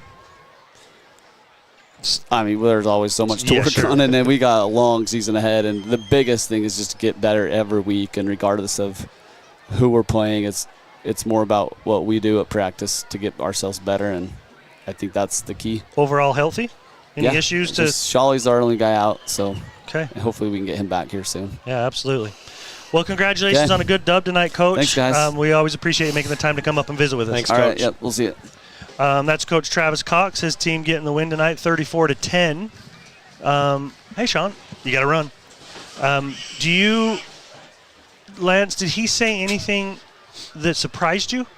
No, I mean, there's definitely, like, being a part of the coaching staff to a small degree. I saw the preparation going in this week, and I thought it was just as focused as it was in weeks past, and which is what Travis had commented on is, you know, the preparation part. I felt like they were prepared. I felt like maybe the emotions of that rivalry game maybe came into effect there, you know, a little bit in that first quarter, and really had an effect on kind of that building that momentum and kind of settling down. And there's so much, you know, going back and forth throughout the week, and you know, this and that, whatever, call it what it is, but to kind of settle down, and I think it just takes a little bit of time there. Yeah, there was something, like you said, when they had the issues with the substitution, it did carry over into that next series where they went 3 and out. But I really feel like if you threw those 3 plays, and then the play that they struggled to get rolling with the substitutions, really it was pretty good, pretty solid. Yeah, they settled down, and that's what you want to see is, you know, that leadership from the sideline to the players to settle down and play their brand of football. You know, it's very uncharacteristic what we saw in that first quarter, but they cleaned it up, and rightfully so, and they come out with a good win here. Let me share these statistics with you. Here we go. I have to have the background music. You know, for years I didn't, and then Nick played some while I was doing stats. I'm like, why have we not been doing this the whole time? Nick, you know what I mean? The Patriot. The Patriot, right. Here we go. Ridgeline carried the ball 26 times this evening for 189 yards. Compare that to Mountain Crest. Weren't able to quite get as much going on the ground as I'm sure they wanted to. They had 21 carries for 32 yards is all. So Ridgeline getting about 157 more yards on the ground than Mountain Crest was able to get. Completion-wise, Ridgeline gets only 11. Does that surprise you? 11 of 16 to Mountain Crest's 21 of 32, but the yards were the difference. Of 11 completions, Ridgeline got 240 yards out of those. Mountain Crest's 21 completions, they got 143 yards. So again, a difference of 103-ish or so yards in the air for Ridgeline. Total offense, I had Ridgeline with 429 yards to Mountain Crest's 175. So, I mean, the first half, Ridgeline had 100 and... How many didn't they have? I said a number to you at half, and it doesn't look like the same. Maybe I did something wrong with 50? No, I had them with 102 yards of total offense in the first half. It doesn't feel right, because I feel like I asked you about if you had 200 yards or something like that. If you'd get 400, would you be all right? I thought you were like with that? 150, but maybe not. Anyways, the bottom line is Ridgeline gets the win tonight. Let's just look forward for both of these teams real quick and look at their schedules. Before we do so, though, I want to remind you, though, that D&D Auto and Salvage is Cache Valley's #1 place to get the most money for your junk vehicles and scrap metal. Pickup is available. Call 435-787-1204 for D&D Auto and Salvage. Great Basin Graphics does custom t-shirts, detailed embroidery, and creates a graphic design that will get your business noticed. Also, Mountain Crest Booster Club, thanks to the businesses which support Mountain Crest Athletics, Fox Pest Control, Lindsay Landscaping, Heritage Auto, JM Concrete, Pool Orthodontics, and more. The Booster Club at Mountain Crest sincerely appreciates all those businesses. And Lana Powell State Farm has been a longtime Mountain Crest sponsor as well. From quotes to claims, Lana's office makes insurance easy. Straightforward advice, flexible options, and friendly team who's just a call away. Let me try that again. I'm glad you're reading those. Let me Dave. try that again, because Lana Powell State Farm deserves way better than that. I had music turning on that shouldn't have been on. Let's do this right. From quotes to claims, Lana's office makes insurance easy. Straightforward advice, flexible options, and a friendly team who's just a call away. Beautiful. Well done. Seasoned veteran. So let's look at Mountain Crest's upcoming schedule. They next Friday will be hosting Skyview. That should be a fun one. And then they will host Stansbury. So they get to play those two teams at home, which will be helpful. Then they go to Desert Peak, which would be, I don't want to say a walk in the park, but it feels like Mountain Crest will be a heavy favorite in that one. And then on October 3rd, they'll play at Bear River. And then Thursday, October 9th, they'll host Tooele, and then they finish out the season at Green Canyon. So their next ball game, you're not going to remember all that stuff, but the next ball game will be at Mountain Crest next Friday. They will play Skyview. Ridgeline next week goes to Tooele. It sounds like the Cache Valley Media Group has somebody out there that will be calling that game for you. So Lance will be there, right? I'm probably going to be there. Depends on. Okay. Yeah. Well, yeah, they do. I hope to be there. They have made arrangements to have somebody call that ball game out in Tooele, and then you and I will be back here against Desert Peak on Friday the 19th. Homecoming. Yep. Bring some stuff to talk about. All right, because that game could get out of hand, and then usually halftime on homecoming is longer because they have the festivities. Maybe I'll bring some cornhole information. There you go. Maybe bring a whole cornhole thing, and we'll go. What if we had a little mini set in here to throw? Or somehow we take this on the road and go out behind here and have over there. We have cornhole live on the air. But yeah, bring something to talk about on that one. Then they'll go to Skyview on the 26th, to Stansbury. It's not an easy schedule when it comes to where you're playing this year. No. To Stansbury on October 3rd, host Green Canyon on the 8th, and then finish out the season here at Ridgeline against Bear River. Okay, I've got a final for you. Yep. Okay, you were just going to ask. Yep. Green Canyon 15, Stansbury 7. Good for them. That's a good win for Green Canyon. Yep. So let's just wrap this up. Let's look at our standings real quick. Just a couple clicks away. Keep that shirt on. It's close, Dave. I know. At least it's cooled off a little bit in here. Not enough. So Ridgeline moves to 4-0. I think these are updated. Green Canyon 2-2, Skyview 2-2, Tooele 2-2. Mountain Crest now goes to 3-1. Stansbury 3-1. Bear River 1-3 and Desert Peak 0-3. Ridgeline is the team to beat. There's no getting around it, right? Yep, and they've got a target on their back they had from the very get-go, and it's going to be like you said, some road games that are going to be pretty tough, but you wanted a few more, maybe one more home game, but all right, going on the road. Of what's left, and I have it right here for you. What is the most concerning? At Tooele, Desert Peak here, at Skyview, at Stansbury, Green Canyon here, Bear River here. I always think it's harder to play on the road, and those going down to Tooele, that's a haul. Yeah, it is. And going down there, and Stansbury is a good team. Mm-hmm. But I wouldn't be overlooking that road game at Skyview is going to be a tough one. Yeah, I was going to say, to me, it's those two. It's Skyview at Skyview, Stansbury at Stansbury. But if you had to pick one, I'd probably pick the at Skyview game. I would too, just because of that. Well, that and you have the, those have always been competitive games. Those in-valley teams that the kids have played each other for years. Those are hard to predict. I mean, just like tonight, right? Like we didn't know what the outcome was going to be, especially that first quarter, and you're going to get that kind of that same feel, I think, when you go play Skyview at Skyview.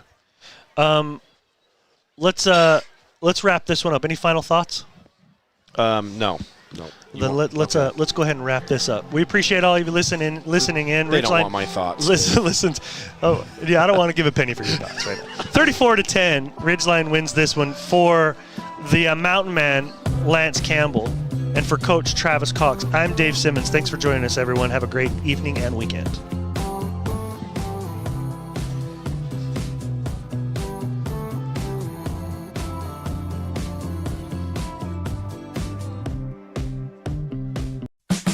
This Ridgeline Riverhawks broadcast has been a presentation of 104.5 The Ranch and CashValleyDaily.com.